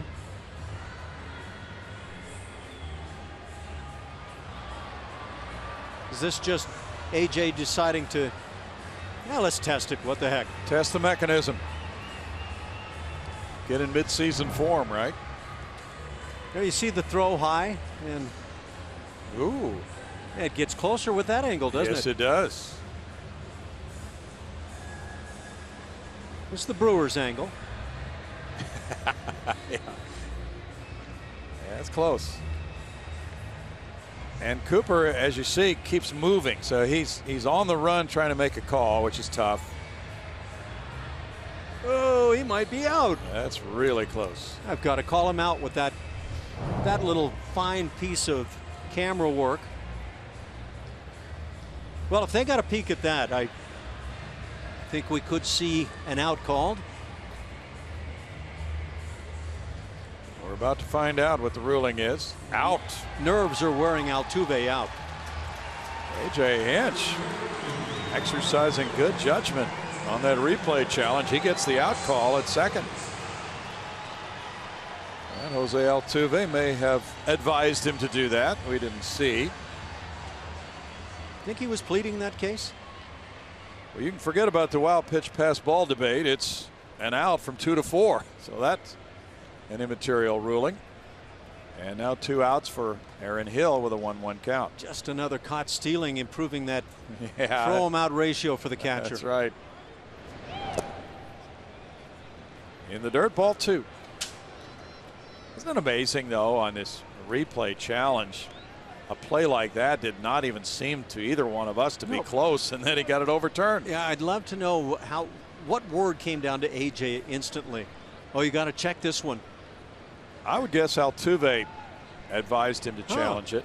Maybe so. But I'm guessing. Ripped on a line, left field corner. Rasmus, as the ball pops up, bare hands it and fires into second base. Right on the bag. These fellas came to town with their bats definitely ready to swing.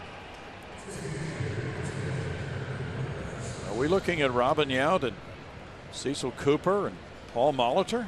You might be stretching things a bit, but okay, you never know what can happen. Yeah, they had some pretty good clubs back in those days, but you can only find one team, the Brewers, winning their division going all the way back to, I want to say 81, 82, somewhere in that range. 82, yeah. They went back-to-back years back then.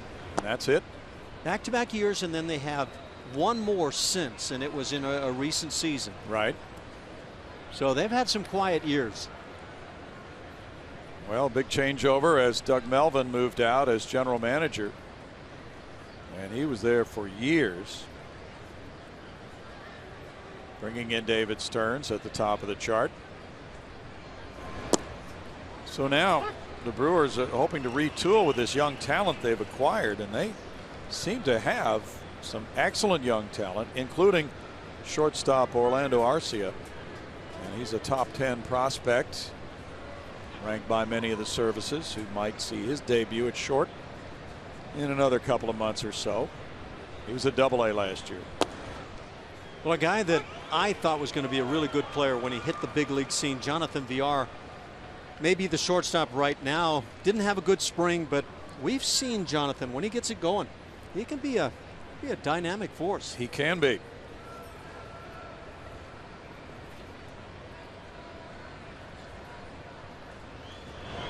Neuenhuis takes it.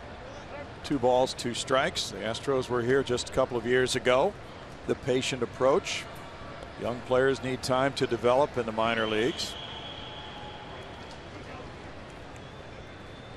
And a number of teams are there right now. Phillies are there right now. The Atlanta Braves are in that slot. The Cincinnati Reds, San Diego Padres, they're all retooling. There are more teams in the National League doing that than in the American League by far. So the American League, to many who really follow all the teams in baseball, looks like a tougher league and a better balanced league. Is there more retooling that goes on right now, Brownie, than when we were kids, for example, watching the game? I think so, but we'd have to defer to some brighter minds perhaps on that. Of course, in those days it was rebuilding. That's true. But a lot of people didn't talk about rebuilding. No. Struck him out. Well, Tony Sepp, it's the final out here, and it's contested by Neuenhuis. But the Brewers added their lead, which is now 5-0.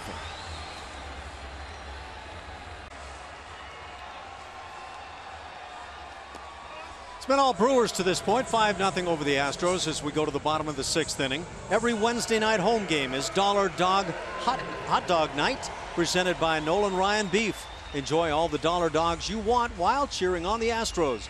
Get more info by visiting astros.com/dollardogs or call 1-877-9-ASTROS.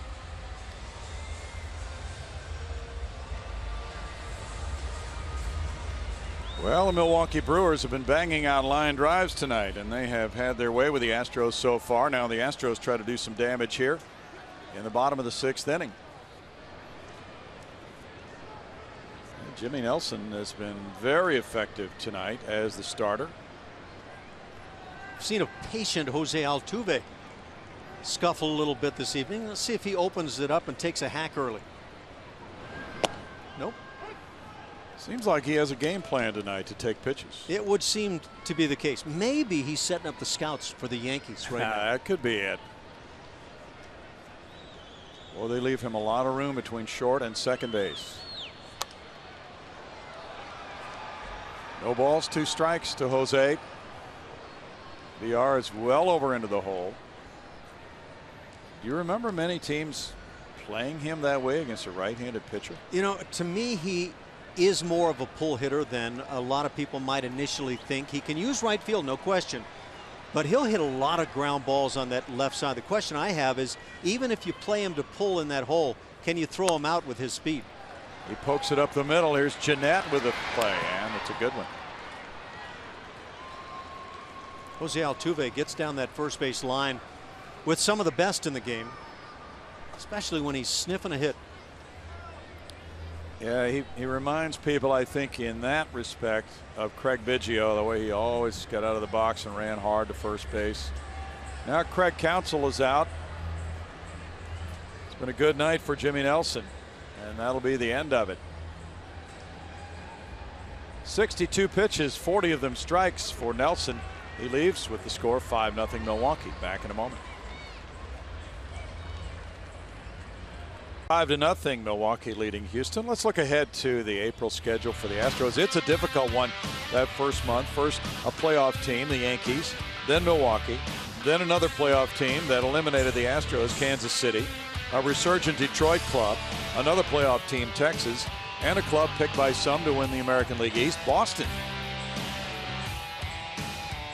It's Texas Rangers, the one team in Major League Baseball that had the Astros numbered last year. And they had it to a kind of a crazy tune late in the season. It all totaled up 13 Texas victories to 6 for Houston in the head-to-head series. Chris Capuano, a long-time veteran, last year with the Red Sox and Yankees, was 3-4 rather, with 4.35 ERA, picked up as a free agent in January, and he had been with the Brewers before. Came to the big leagues back in 2003. And he's won 76 Major League games. He's had a couple of surgeries. George Springer taking ball 1. Well, Capuano has battled back from those injuries, though. 2-0. It's probably the best opportunity to stay on in the major leagues. You get a little older, you're not having great success, but can you get a left-handed bat out as a lefty out of the bullpen? A lot of clubs looking for that guy. He's a former starting pitcher.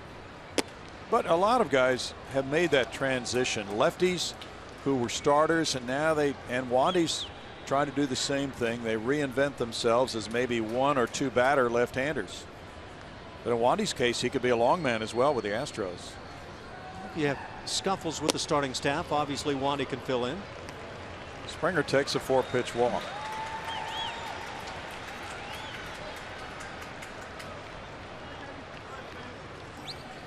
And it's Carlos Correa. He's 0 for 2. Think about this. Correa is 21 years old. Think about young MVPs in the American League. Mike Trout was 23 when he won it in 2014. Cal Ripken Jr. won the MVP in the American League in 1983 at age 23. Vida Blue in 1971 was 22 years old when he won the American League MVP. Carlos doesn't turn 22 until September. Let's stay with the recent one there, Mike Trout. Mm-hmm. Prior to his MVP season, were people saying, kind of beating the drums, this guy might win the award this year? Because that's what's happening for Carlos Correa. Yeah, I think they were. I think you're right. Because he had finished second, I think, twice yes, that's before right. he won it. So they figured eventually he would break through. That's right. He stepped right in and was second dog in the MVP race, stealing bags at a high rate, and of course he's turned into one of the game's great power hitters as well.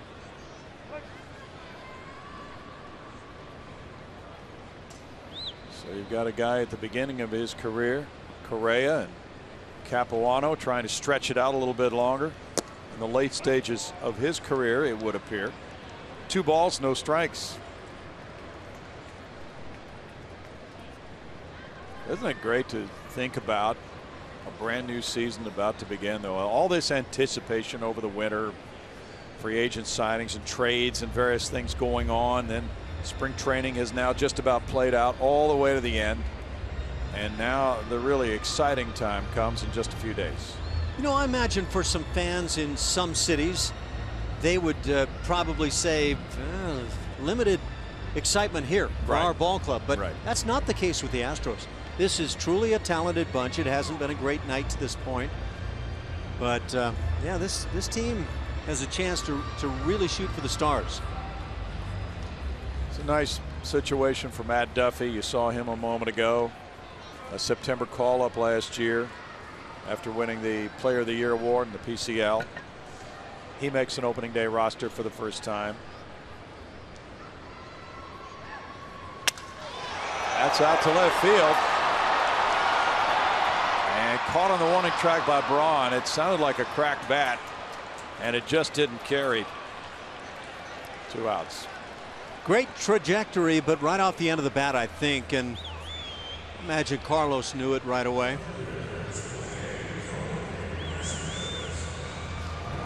Watch this swing. This is what you're hoping to get, but just again off the end of the bat. You can see the reaction from Carlos. He knew right away, not enough.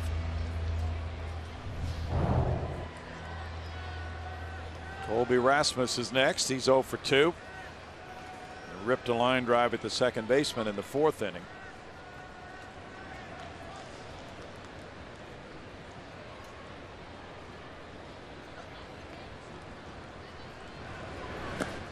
In the dirt, good play by Lucroy. He moves around well behind the plate. But, you know, we've talked about him supposedly being shopped. Sometimes players are shopped just to see what their value is. But I would think with David Stearns, there would also be that certain reluctance to trade a Jonathan Lucroy, who could really be the anchor of this team.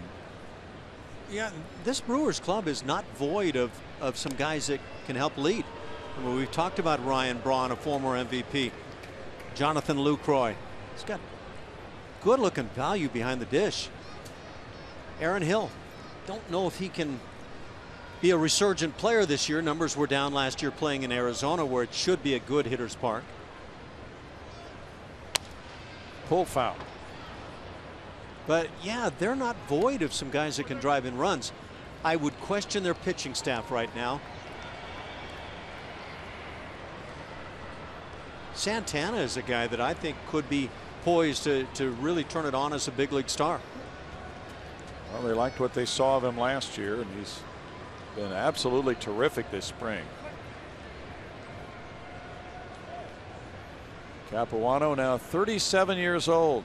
He's drafted by Arizona in '99. He went to Duke. Now Colby, of course, sometimes takes a seat against left-handed pitching. The Astros have Jake Marisnick, a right-handed batter, and they can play him anywhere in the outfield if they want to give somebody else a day off. Tucker also bats left, and that had something to do for A.J. Hinch with the placement of Matt Duffy on this club, because of those left-handed hitters we just talked about, like Rasmus, Tucker, and then there's Valbuena as well. He wanted another right-handed bat, and that's Duffy on the bench. Well, he is literally that piece to a puzzle. That's a high one up the right field line, but foul. Home run distance for Colby. I guess that would be figuratively. I don't think he's going to lay down and slot into a puzzle, but you get the gist. I mean, it's about making your 25-man roster as workable as possible, and he's that guy that fills it out very well. Yeah. Well, this is the tough thing. His brother got it, so he's crying. And that's the story of that foul ball. It'll make you stronger in the end. Rasmus caught looking. That ends the 6th inning with no runs, no hits, and a man left. 5-0 Brewers. Top of the 7th, a lot of changes around the field here. Before I get to those, single game tickets for 2016 are on sale now. Catch premier matchups with the Cubs, Yankees, Red Sox, and the Rangers. Select games also have giveaway items like our award series bobbleheads or replica jerseys. For more info, visit astros.com or call 1-877-9-ASTROS. One of the changes, Tyler White taking over at first base, who was just told this week that he would be on the club for opening day and make his major league debut this season. His parents were there in town that day, as Brownie was mentioning earlier, so a very special day for him. He told me today he's still floating. Feet have not touched the ground. Just a very overwhelming experience for him. He worked really hard this spring. Told me also, you know, he felt like he was part of this team from day one. So he never had the pressure around him, just felt like he fit in from the first day, and he's excited to move forward with the team. Also, guys, this is his first ever trip to Minute Maid Park. This is the first time he'll play first base at Minute Maid Park, so he had to kind of take it in when he got here today before they had some early work as well. And another thing I learned about Tyler White is he's never been able to buy his own car, so that would probably be one of the first purchases that he will make here coming up. That's exciting stuff. Thanks, Julia. We have wholesale changes now for A.J. Hinch. 5-0 Milwaukee. VR leads it off. New pitchers Ken Giles. And Eric Kratz is the new catcher, and there's ball 1.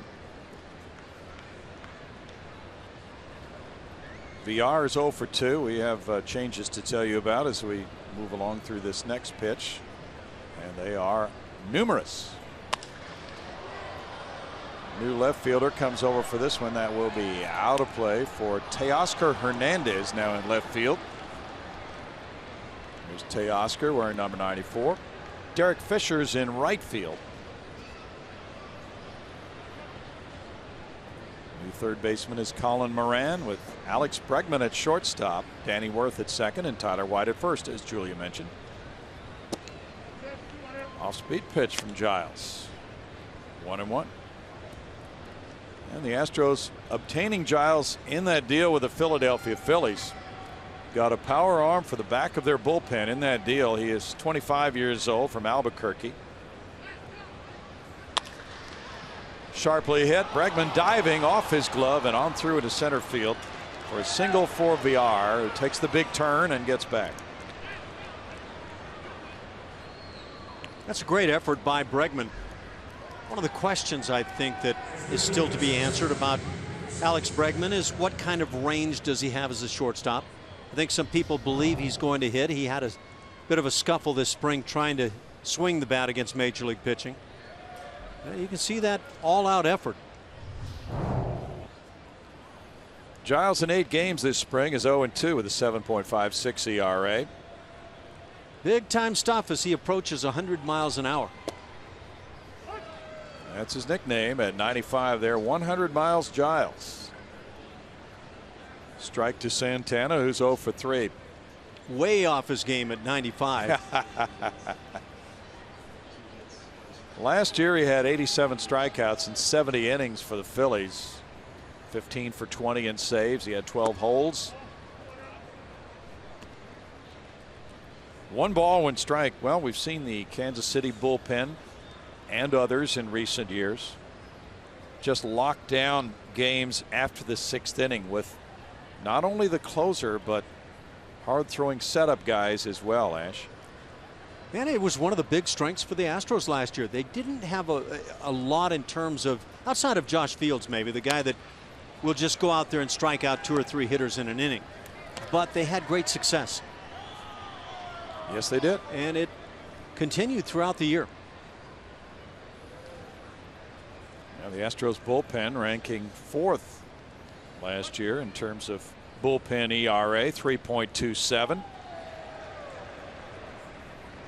More of a pitch to contact type of bullpen. Will Harris had a good year, and Tony Sipp, we can go on and on for a while. The nice thing about this year's bullpen is that Pat Neshek is healthy again after surgery on his foot.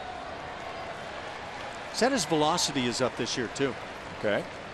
Now I don't know how much velocity plays in for a sidearm submarining type guy, although when you actually see a slow motion of where he delivers from, it probably isn't in that submarine range. But numbers are up. Struck him out looking. You're right. For me, Will Harris was a guy that locked it down just as steady as anybody last year. He was sensational. Giles' slider is very effective. He's not just a hard thrower with the fastball.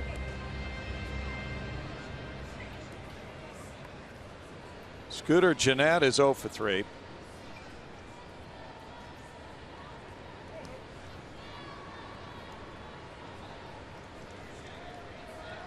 Five runs on 10 hits for Milwaukee. No runs on 2 hits for Houston. Giles fires over to first.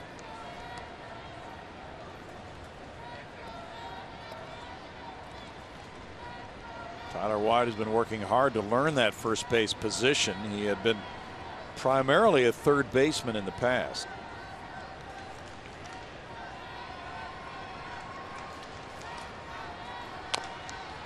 Bounce foul. Yeah, it will be intriguing to see how Tyler White is able to take advantage of opportunities when he does play at first base. I think a lot of that is going to come down how he takes advantage of individual at bats. If he's the DH on a given day, if he comes in as a pinch hitter, again, that occasional start at first base or whatever it turns into, but his bat could tell the big story. Snap throw to first. VR was taking liberties with that lead. Told you he was going to throw down here. Let me Yeah. know. He's giving his first base coach a rough time. joking with him. VR loves to take some liberties, though. We've seen him try to steal many times as an Astro. He's going from his knees. Kratz with a one-hop throw. They get him. What a tag by Bregman. Yeah, I don't know if that's a typical style by Kratz to throw from the knees like that. Looks like Craig Counsell is going to ask for the review. Everybody getting in some practice tonight. Just drop to the knee and let it go. But you're right, Bregman, that glove comes up, but very little before applying the tag. Did he? I think we might see a second reversal on the night. I believe we're going to, yes. Noticed a tendency this spring on those plays where the runner kind of goes by the infielder trying to apply the tag, where in the past almost always that guy would be called safe. This spring, maybe because of what review plays have shown in the last couple of years, it's starting to go the other way. Umpires are starting to call that play out, and in this case mistakenly so. Close. Looks like VR had made it to the base before the tag.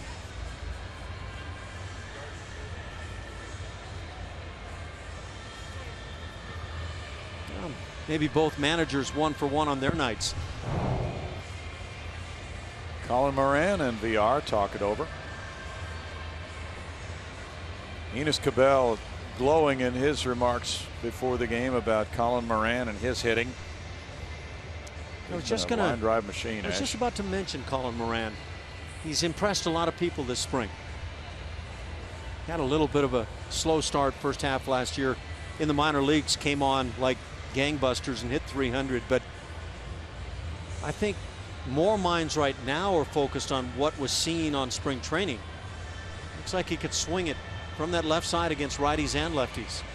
He's 15 for 40, a 375 average, 3 homers, 9 runs batted in for Colin Moran this spring.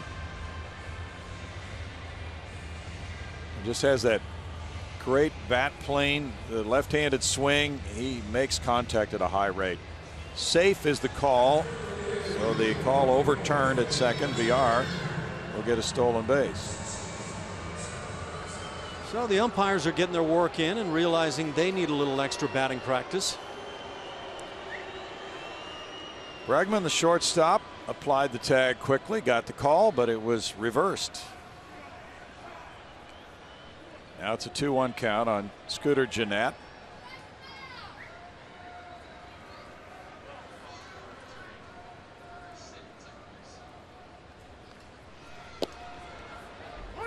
In for a strike, and it's 2-2.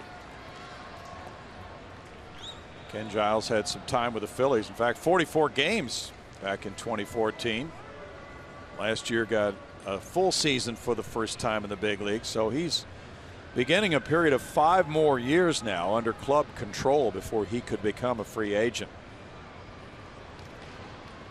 And that was a major factor in the Astros' willingness to give up Brett Oberholzer, Vince Velasquez, who is the Phillies' number 5 starter, Thomas Eshelman, and Mark Appel in that trade.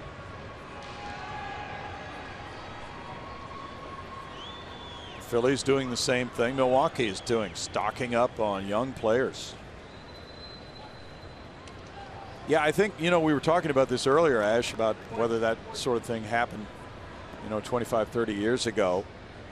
I think it's different now because of the budgets that teams have and how high the payrolls have gone, that teams are less willing to try to compete with a higher payroll if they don't think they can get to the playoffs. Does that seem right to you? I think in a way, right now what's being discussed, and this was the case with the Astros the last few years. All right, if we finish third with a much higher payroll, $40–50 million higher than now, what have we really accomplished finishing third? We're not in the playoffs. So I think right in the sense of competing, you weigh that against, hey, we want to get back to the playoffs. We want to have a run of several years in the playoffs. So we're willing to take the lower payroll, take the hit, restructure, gather prospects, and let them progress together. That's the decisions that have been made. This has long been my opinion as we watch strike three called outside edge, is that there should be a salary cap, salary floor. Right, that's been Bring discussed. all 30 teams into the game. Either you play within the rules of trying to compete and win or get out. Right. And that's honestly how I feel. Okay. And I'm really surprised that the Players Association has been unwilling, if that's been brought up, and I assume it has been, Yeah. that they've been unwilling to maybe see less of that $20+ million player, but more of the guy from the bottom end that brings the numbers up. Right. Fastball foul back by Braun, 1-1. Well, my guess is, without really knowing, that the Players Association would embrace the salary floor, but not the cap. Yeah. Well, you know, as in most negotiations, give and take would seem to apply. Yeah. But I would love to see 30 clubs that are saying we want to win, and that means this year.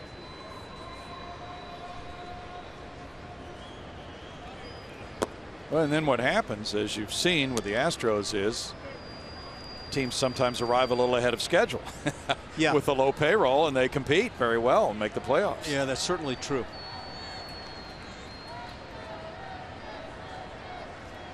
As if anything can be scheduled, right? Involving competitive young human beings. Yeah, how do you do it? 2 balls, 2 strikes.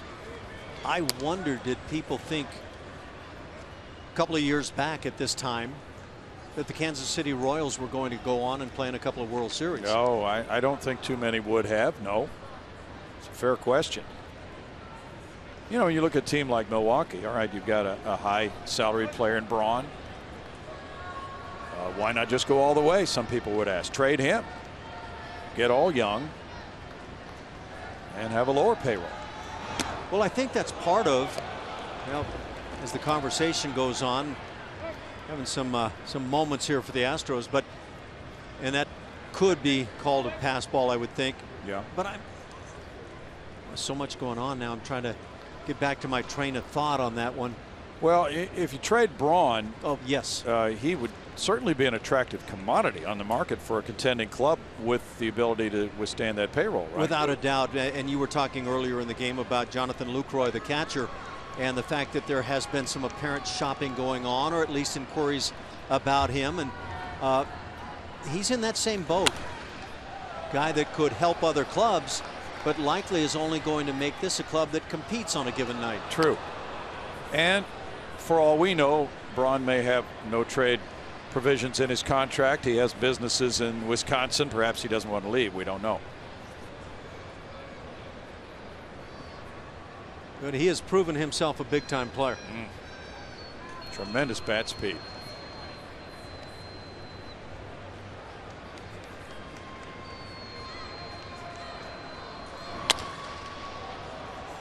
One hopper to second. Worth has it and on over to first. So the Brewers do not come through with a run in the 7th inning. They get a hit. They leave a man at third. It's 5-0. Long right here as these Astros fans are hoping for some runs. It's 5-0 Brewers at 7th inning stretch time. Milwaukee will go with pitcher number 3 of the night, right-hander Tyler Cravey. So far it's been Nelson, 5 1/3 innings, 2 hits, no runs, 1 walk, 5 strikeouts. Capuano, 2/3 of an inning with no hits, no runs, 1 walk, 1 strikeout. Now Cravey. For Cravey, 7 starts last year, and they didn't turn out all that well for him. You can see the ERA at 5.70. Kind of basic, standard stuff around the big leagues. Fastball at about 90, almost 91 miles an hour. He's got the change, slider, curveball, 2-seamer on occasions. He'll cut it. So he's trying to come up with all the tricks that the other guys try. He went to Napa Valley College, Ash. It's not one of the hotbeds for producing a whole lot of players, is it? Probably produced a lot of grapes, but not sure about players. Yeah, that could kind of refocus some of the would-be players in that area. Tyler is 26 years old, 17th round pick in 09. Martinez, California. Are you familiar with that? No, location? not at all. I'm not either. I know where Castro, California is. Yeah. They produce fine catchers named Castro. They do. Former Brewer Carlos Gomez comes up here with the Astros looking for some runs in the bottom of the 7th inning. He's 0 for 2. Oh, that was a big cut. Strike one.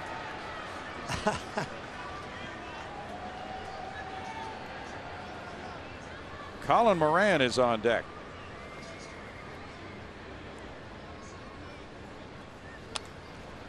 I'm kind of curious about your impressions of Colin Moran in terms of stature.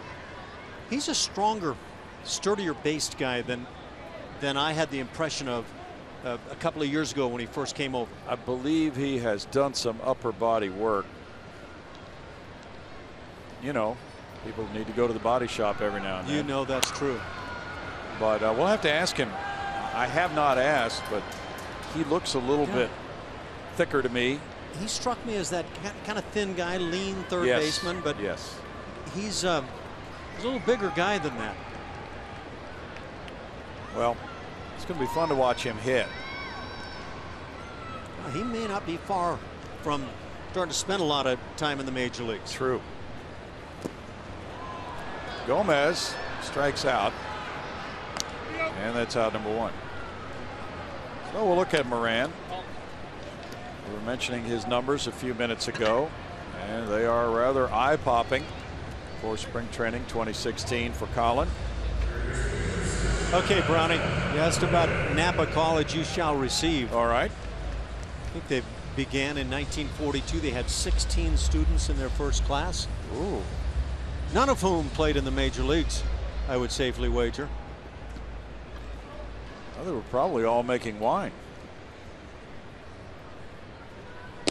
Ooh. That's strike 1. Gravy at 92 upstairs. Well, Colin Moran, a couple of years back, was not a big home run guy. But we saw him hit one opposite field just recently, a couple of days ago, left field, and he's starting to look more and more like a guy who can drive the baseball. I don't know that he's as good defensively at third base as Valbuena at this stage of things. I would agree that he is not, from what we've seen. A little bit of that give and take, though. You're always looking for a guy that's producing on the high end, on the corners of the infield. Moran was the 6th player drafted in the 2013 draft. Miami took him, and he came to Houston in that trade in midseason 2014.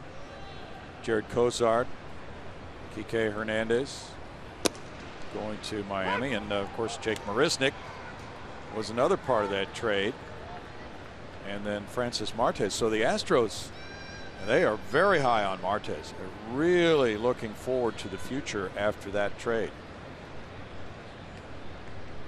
As you know, it's been a decision for them which prospects to keep and which ones to deal. They can't protect everybody. There's a 40-man roster, and after players have come into the system, into pro ball for either 4 or 5 years, depending on when they signed, they either have to be protected on that 40-man roster, or they can be exposed to another team taking them in the Rule 5 draft. So teams just can't keep everybody, and that's why they sometimes trade prospects, because they would lose them anyway. Well, your comments are kind of thought-provoking for me, because I think of deals made this past year. Brett Phillips, who winds up in a Brewers uniform, I know was not a guy that the Astros thought, okay, it's time to deal him. True. You acquiesce to getting what you're trying to get when that other team wants your best prospects. Yes. Moran takes strike 3.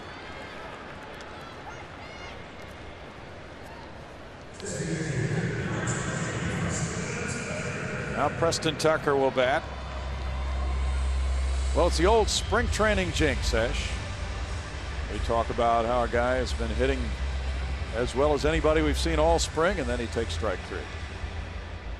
So now I've gotten a little further info on Napa College. Apparently they have a, what is it, a list of distinguished alumni. There you go. Okay. And there are only 7 on that list. 7? But Mr. Cravey is one of those 7. Okay.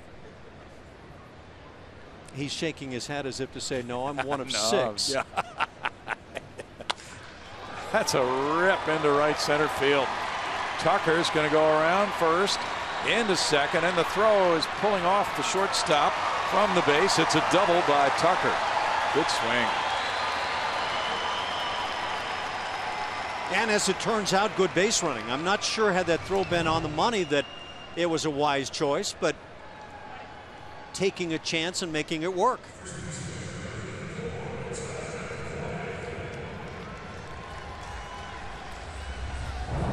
Perfectly placed in the gap. It was. Hit number 3 for the Astros. Tyler White, 348, 2 homers, 10 runs batted in. Gaudy numbers. Take strike 1. So he takes a strike, but that's his style. This is a guy, unlike Altuve, who has grown up doing this. He works counts, he draws a lot of walks, doesn't hit a ton of home runs yet, though he looks like he could. He's a fire plug. 1-1. 26 years old, 33rd round choice in the 2013 draft from Mooresboro, North Carolina, and Western Carolina University. Inside out swing. A little jam shot into right. In for a hit. That'll drive in Tucker to make it 5-1. Tyler White keeps hitting. You know what hitters do? Hitters hit. And that was a total jam shot flare, but you know, I think about some of the guys that drove in a ton of runs that I played against that got so many jam shot, little bleeder type hits, but hitters hit. For somebody who's hitting about 210, this ball drops foul. Or they're playing you there. I don't know. The story to be continued. He continues a hot spring. Eric Kratz is up for the first time. He just joined the Astros after the trade from the Padres. And there's strike 1 to Kratz. Kratz, a veteran backup catcher, joining the Astros to help get things started. .220 career hitter in 6 seasons. He's moved around in the majors from team to team. He was not on the 40-man roster of the Padres. He was traded for Dan Straley. Straley was out of options. So you get to this point of spring training if you're the Astros and determine, well, if Straley won't make our staff, we can't send him down. Let's see what we can get.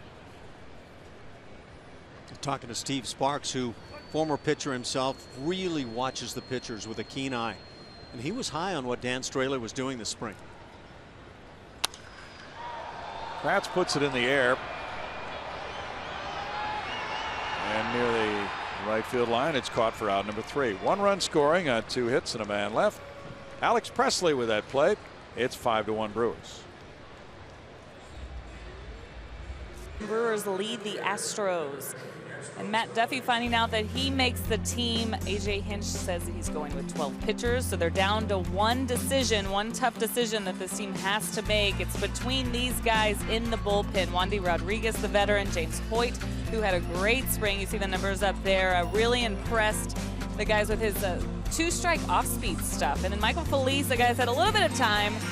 He was optioned recently, but he is back in the mix for that last spot in the Astros bullpen. They need long relief as well, guys, but this could get interesting. Of course, we'll probably see Wandy Rodriguez, even if we don't see him tonight. I would guess we'd see him tomorrow. I know that's somebody that AJ wanted to see one last time, but that's tough competition right there. Not an easy decision to make for the skipper, guys. No, and these are difficult times, you know, when managers have to tell players here at the end of spring training they haven't made the team. They're going to the minor leagues. It's a crushing blow for players, so it does prove to be that kind of situation for managers that they really do not look forward to at all. As we see Pat Neshek come on, and Pat had a heck of a year last year. He had a good spring for that matter leading into tonight's game, but last year pitching in 66 games for the Astros, ERA near the 3.5 mark, and really solidly locked things down for a good part of the year. Neshek delivers, and there's strike 1. You know, but back to the guys that Julia was talking about, trying to make the back end of this pitching staff. What do spring training numbers mean? Do you look at the numbers? Michael Feliz had the best of the numbers of those 3 guys, but he pitched in 5 games. How much are you going to believe from that? So I think you have to utilize your eye and needs of the club and a whole lot going on. But a healthy Pat Neshek hopes to be able to repeat what he did last year, maybe beat it. Strikes out Jacob Nottingham, former Astros farmhand. We're out number 1. Yeah, there's your guys. And yeah, Wandy was fine. 2-0 with a 395. For that matter, James Hoyt was fine. And most of the damage done against him in his last outing, just a day or 2 ago. But yeah, I think you need more than those numbers to determine who makes this club. Chris Carter looks at ball 1. That pitch missed, huh? Well, it looked good, didn't it? And Neshek was pitching in pain a lot of last season. He knew he had a foot problem from spring training on. Decided to try to tough it out, and he did that, but by the end of the year that foot was really bothering him, and then a piece of bone was removed after the season, and he said that wasn't done until November. Yeah, he won me over long before what I saw come out of his foot, but that makes you realize this guy's for real. He gutted it out probably harder than a lot of guys would be willing to. 2 balls and a strike. So as good as the Astros bullpen was, if Neshek had been at his top form and he had a 1.87 ERA with St. Louis in 2014, it could have been even better. That's clocked into left field, and Chris Carter really got the bat around on that one. Second hit of the night for Carter. He's on for the 3rd time. When that guy makes some serious contact, it doesn't take the ball long to get to the outfield. That ball was flat scorched. Matt Duffy was a little intriguing as he played this ball into a single, so he got the job done, but it looked like he decided the better option was to just let it roll by him, come off the wall, and provide some momentum to second base. We haven't seen him in the outfield, have we? No, that's a new look for me. He's been a 3rd baseman and 1st baseman, but he's in left field. Ramon Flores, the batter. And it's ball 1. And Brett Phillips on deck. It's going to be interesting. There's Duffy moving over toward the line.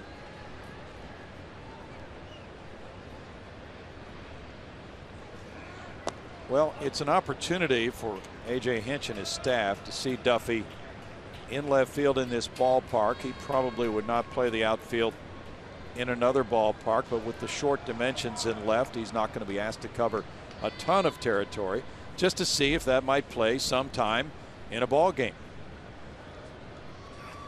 Yeah, you have to find out if a guy's going to be a utility type player for you, where you can utilize him. Early on in the spring, I watched some drills, not game time stuff, with Matt Duffy, and I was thoroughly impressed at both 3rd base and 1st base. He got into games and matched what he did. He played very well defensively. Flores swings, and it's 2-2. But now left field is another animal, and see how it all works out. He's got to be better than the legendary Smead Jolly in left field. You would think.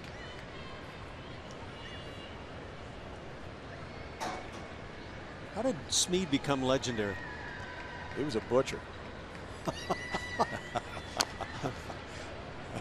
There was a story about him playing in Fenway, with a short porch out there, and as you know, the Green Monster. So the batter hit a ball and it went through his legs.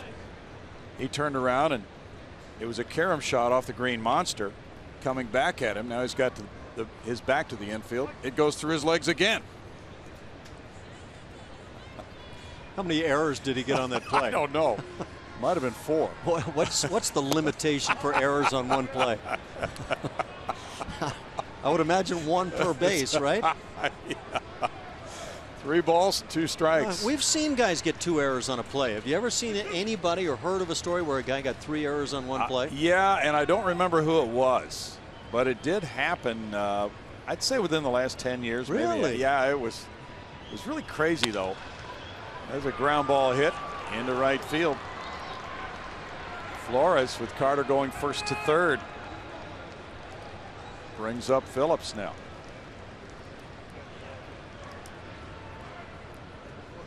You are a font of knowledge, but that one surprises me. Well, we'll have to try to find that. That may be a search that takes us a few days. See if Gene Diaz happens to be listening in right now. Well, we're counting on you, Gene. Yeah. A.J. Hinch is coming out to make a move here. Brett Phillips has been announced. And could be lefty on lefty. We'll look and see if maybe Wandy Rodriguez is coming out of that bullpen. We'll get that information to you. With the score 5-1 Milwaukee right after this. Now, exciting news for you. Michael Feliz, by the way, has come out of the Astros bullpen to pitch, and we'll see if he provides some flame throwing. He usually does. In 5 games, a 1-0 record, a 1.29 ERA. Got in to a few games last season with the Astros in September.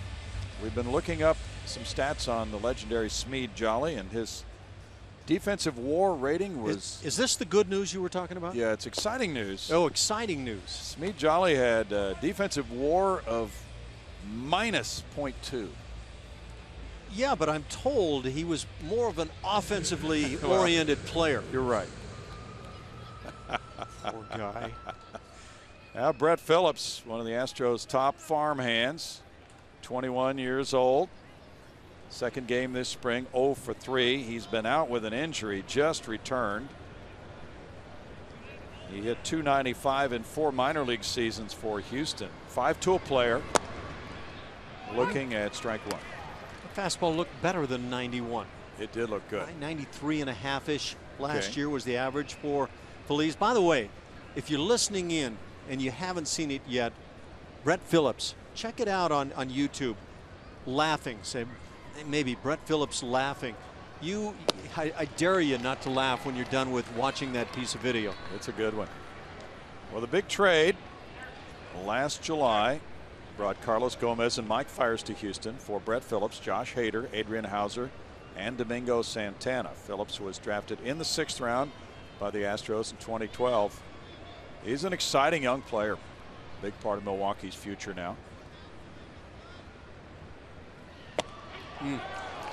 But Feliz blows one by him upstairs for a strikeout. That was intended, and for a good reason. That fastball just blew by.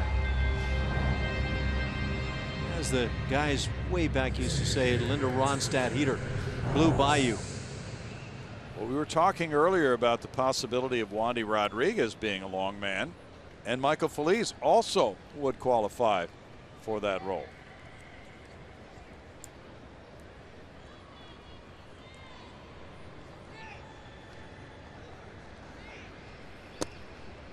Been working more on his off-speed stuff this spring. The fastball certainly is not a problem for him. Neuenhuis takes ball 1. So Feliz could be that final pitcher on the 12-man staff. He's one of 3 possibilities at this point. This would seem to be a final audition for him for that decision.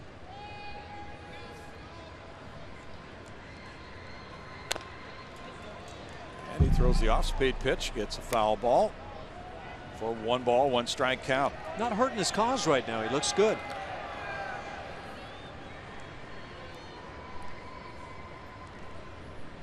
He is one of the top young arms in the Astros system. Question being, is the organization better served to have him pitching every 5th day at AAA or helping the big league club? And as an organization gets better, those decisions get tougher at the end of spring training, don't they? Absolutely. And when you get to the point, and again, this is me speaking, but you get to the point where the Astros are right now. If a guy is ready to help you and can help you at the big league level, I think it's time. Of course, to make that determination is a tough one. It is a tough one. 2-1. Will he get enough work if he's in the back of a big league bullpen? On the other hand, if the starter were struggling and you brought him in the 4th inning with the bases loaded, with the firepower that he has, he could get out of that jam and stay in and last a few innings, maybe give the club a chance to win that game. That's all valid. Gene Diaz apparently is listening in. Uh-oh. He says, Gene tells us, that Tommy John made 3 errors on one play. Okay. July 27th of 1988 versus these very Milwaukee Brewers at Yankee Stadium, and then won the game just to rub it in. 16-3 was the final, so 3 errors really did not hurt his cause. That's beautiful. There's a strikeout, and well, he might be on that opening day Houston staff. It's 5-1 Brewers. Michael Feliz strikes out 2.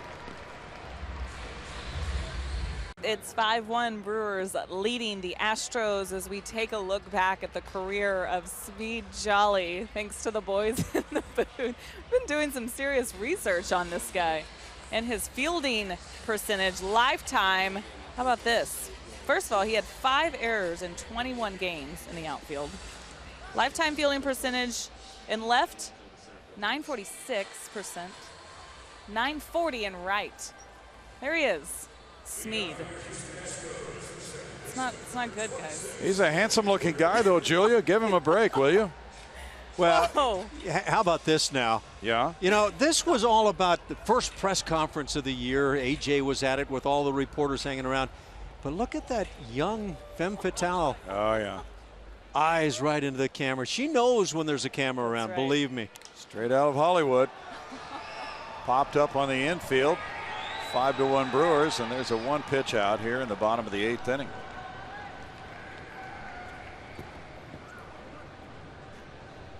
So it was 1931, 5 errors in 21 games for Smead Jolly, but he could hit. He was all about swinging the bat. Give the guy a break. Tyler Thornburg on the mound. He got a 1 pitch out. So he was not the guy known as death to all things flying, huh? No, that was Bob Ferguson. I know you and JD used to have a big thing about that one. There's strike 1 to Derek Fisher. Who's the last player who had one of those creative kind of nicknames, death to all things flying?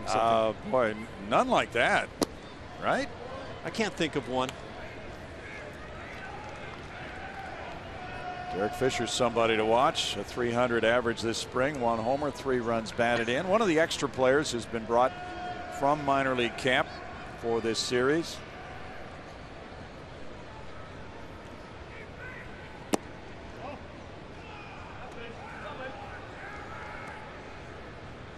Thornburg has a 1-ball, 2-strike count. It's been fun to watch these top Astros prospects, in addition to the guys getting ready for the major league season. That's a tough pitch. That was foul right there. Looked like a splitter or a palm ball that turns into a splitter looking pitch, and that'll mess up the best of hitters. Alex Bregman will be the next batter. Alex up for the first time. LSU product. The Astros took him with the 2nd overall pick last spring. And he's hit a homer and driven in 3 this spring. We haven't been told the various minor league club assignments for the players, but it had been speculated that Bregman might start at AA Corpus Christi. I'm sure they know now, so maybe I'll ask him tomorrow. No balls, 2 strikes. This Thornburg fella is pretty tough looking. 95 on the previous fastball, drops it off to 85 on the splitter, and that's not fun. It's no day at the beach. Right back to 95, trying to paint outside edge. Yeah, that's what you learn about coming to the big leagues and trying to hit, is that there's a bunch of these guys that can make life tough. Upstairs for a ball. So Tommy John made 3 errors in 1 play. July 27th, 1988, against Milwaukee, as you said. We're wondering what the 3 errors could have been. And I know I've seen the play, Ash. Yeah. I can't remember exactly, but it was something like the hitter dribbles a ground ball, he drops it for 1 error, and then he throws it into the outfield for a 2nd error. And then I believe for some reason he got involved in cutting off a throw to the plate and relayed it over the catcher's head for a 3rd error, something like that. It's about the only way you can come up with 3 errors on 1 play. I've seen some times when I thought scorers just got mean. The guy bobbles a ball and then picked it up and threw and would have gotten the guy, but threw it away. Yeah. And then the scorers decide, well, you deserve an error on the bobble and the throw, and then so that's how you get 2. We'll check it out further as the 8th inning ends with the score: Milwaukee 5, Houston 1. Those uniform numbers up there, and it's nice to be back at Minute Maid Park. The home opener is officially sold out April 11th against Kansas City. Michael Feliz struck out 2 in a row to end the Brewers' 8th inning. Now back out for the 9th inning, throwing ball 1. So it's a big night for Feliz, maybe on his way to making this club, facing Yadiel Rivera.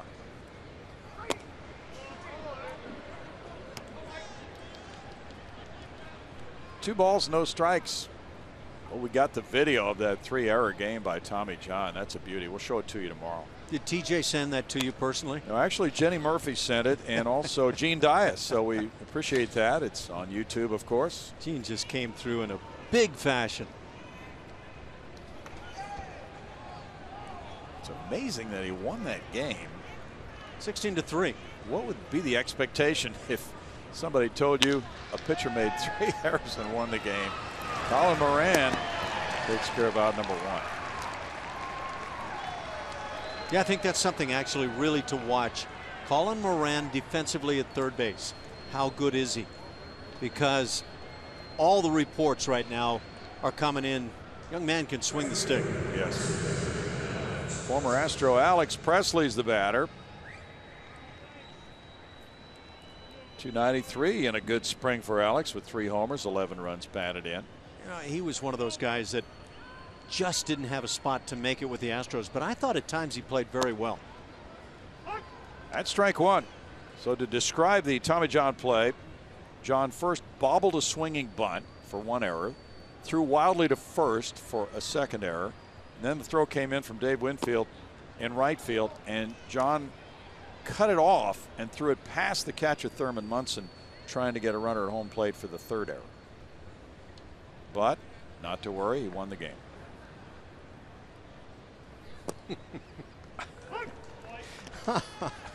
Oh, you know, when video replay became a part of this game, it just destroyed things, didn't it? Can't even retire, go home and relax anymore. Off-speed pitch hammered deep to left field. That bangs off the base of the wall. Well played by Duffy into second, and that is quite a throw. Not in time to get him, but Duffy did everything he could humanly do. You know what? That was slick. And a bit like some of the stuff I saw playing at third base in particular, where he just looked as slick as could be. Watch as he takes this ball off the wall. Like an infielder, quickly gets rid of it, not over the top so much as just a quick release and on the money.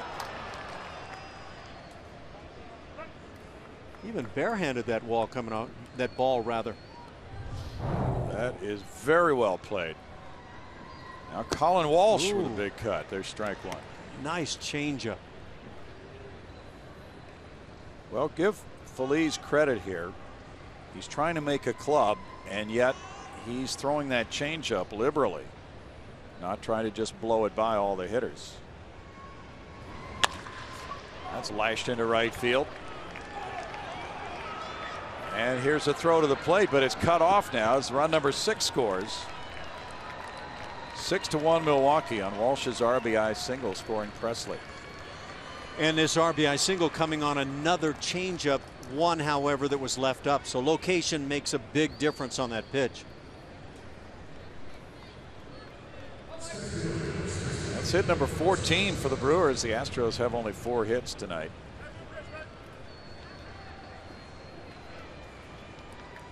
Keon Broxton, the batter, a .244 hitter this spring with 3 runs batted in.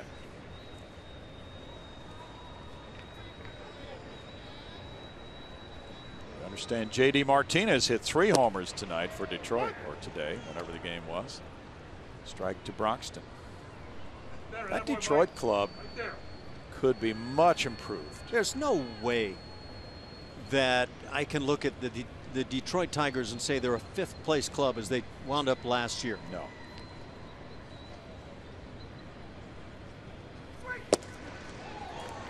0-2. Brad Ausmus was telling us a couple of weeks ago in spring training that his club was healthy at that point. We don't know of any substantial injuries since then. Of course, the health of Justin Verlander will be a key. Don't know what he's done here in the last week or so, last couple of weeks maybe, but he had a great start to his spring. Jordan Zimmerman should help them. Of course, Cabrera's got to be healthy. He struck him out looking. 2 outs if they're to do much. Victor Martinez, but they have some firepower. Well spotted. Nice little tail running it back to the plate. It's an important time for the catcher too, Eric Kratz, to Yep. catch some of these pitchers before it counts. A little bit of a shaky inning with Ken Giles, but when a guy who throws really hard is not focused on the strike zone, it can be a very tough life for a catcher. Now Nottingham, ball 1, and as a young catcher in the Astros system, he had certainly attracted attention. He was involved in the trade with Oakland and then went on in another deal to Milwaukee, the Chris Davis trade. Very highly regarded. This is a guy, Brownie, that I heard somebody in the know saying, watch for this guy to become a big piece of that trade. 1-1.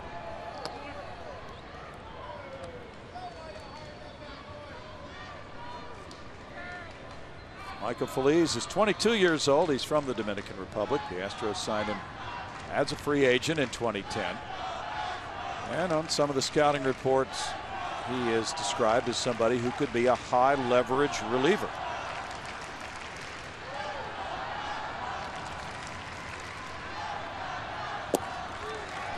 And he goes back to the off-speed pitch and gets a swing for strike 2.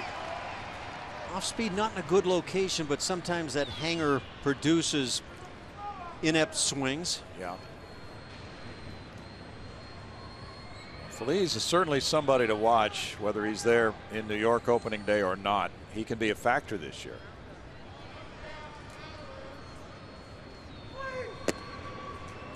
Two balls, 2 strikes. And by now, A.J. Hinch, having gone through his second spring training as skipper of the Astros, has a really good fix on all the players who could help his club in the next couple of years and even beyond that, if they haven't been here already.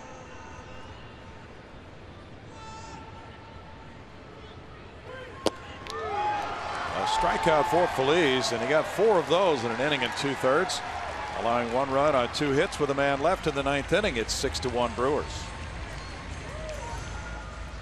And there's a Crush City shirt there as Astros fans watch their club come up here in the bottom of the 9th, hoping to do some crushing, because this Milwaukee pitching staff has done a number on them so far tonight. Corey Knebel is warming up for the bottom of the 9th. He will be pitcher number 5 for Craig Counsell. Yeah, we've got a nice display of orange going on right there. Corey Knebel, 24 years old, is from Denton, Texas. He lives in Liberty Hill, Texas, which is where Trey Hillman lives. Another guy coming out of that bullpen for the Brewers that can bring a little lightning. Almost 95 miles an hour average on his heater. Former district MVP in Bastrop, and he pitched at the University of Texas. Went to Georgetown High School as well as Bastrop High School. He came in a trade, the Giovanni Gallardo deal from Texas, but he had begun his career with Detroit. Last year he pitched 48 times for Milwaukee with no wins or losses, an ERA of 3.22. Good strikeout numbers. He struck out 58 in 50 innings last season, and he can be a factor in the late innings in this Milwaukee bullpen. Teoscar Hernandez leads it off for Houston. He looks at ball 1. The Astros have had a pretty good look at Teoscar Hernandez this spring. He's had 15 at-bats with 4 hits, including a homer. He's driven in 3. Good outfielder. Fastball is a crisp one. And it's 1-1 for Corey Knebel. It's been Nelson, Capuano, Cravey, Thornburg, and now Knebel trying to close it out. called straight back. Yeah, these last two guys have really lit up the radar gun, and impressive in terms of just watching their stuff.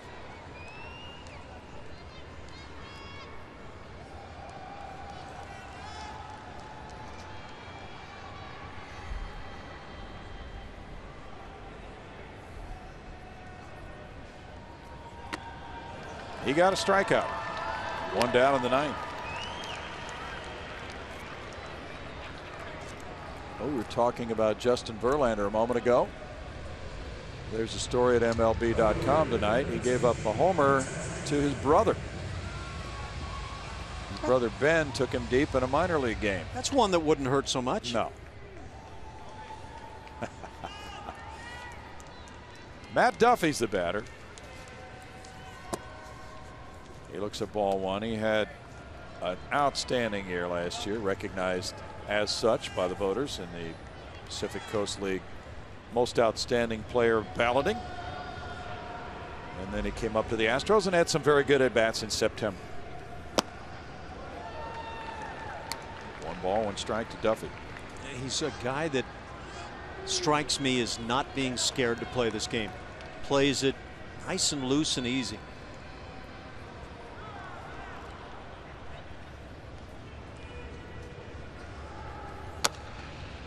He fouls that one. Well, he's been a grinder throughout his career. He's worked hard. He's 26 years old, and nothing's been given to him.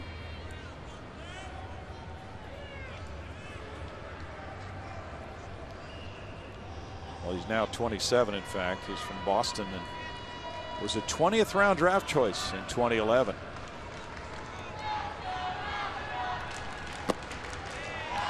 Struck him out. 2 down. Colin Moran will be the batter. He struck out back in the 7th inning. You know, quite often we read about prospects and we're reading about 1st, 2nd, 5th round draft choices, but there you have Duffy, who was so outstanding last year at Fresno, 20th round pick. White, who's made the Astros opening day roster, a 33rd round choice. And that's good scouting. Chop to third to end it, and Milwaukee takes it 6-1 in the opener of this brief 2-game series. Now, the Brewers, with outstanding pitching tonight, have held the Astros to just 4 hits. They bang out 14 and they win it. Final score, Milwaukee 6 and Houston 1. We'll be back tomorrow afternoon. It's exhibition game number 2 against the Milwaukee Brewers. Coverage starts with a pregame show at 12:30. For Alan Ashby and Julia Morales, Bill Brown inviting you to stay tuned for the postgame show. It's coming your way next.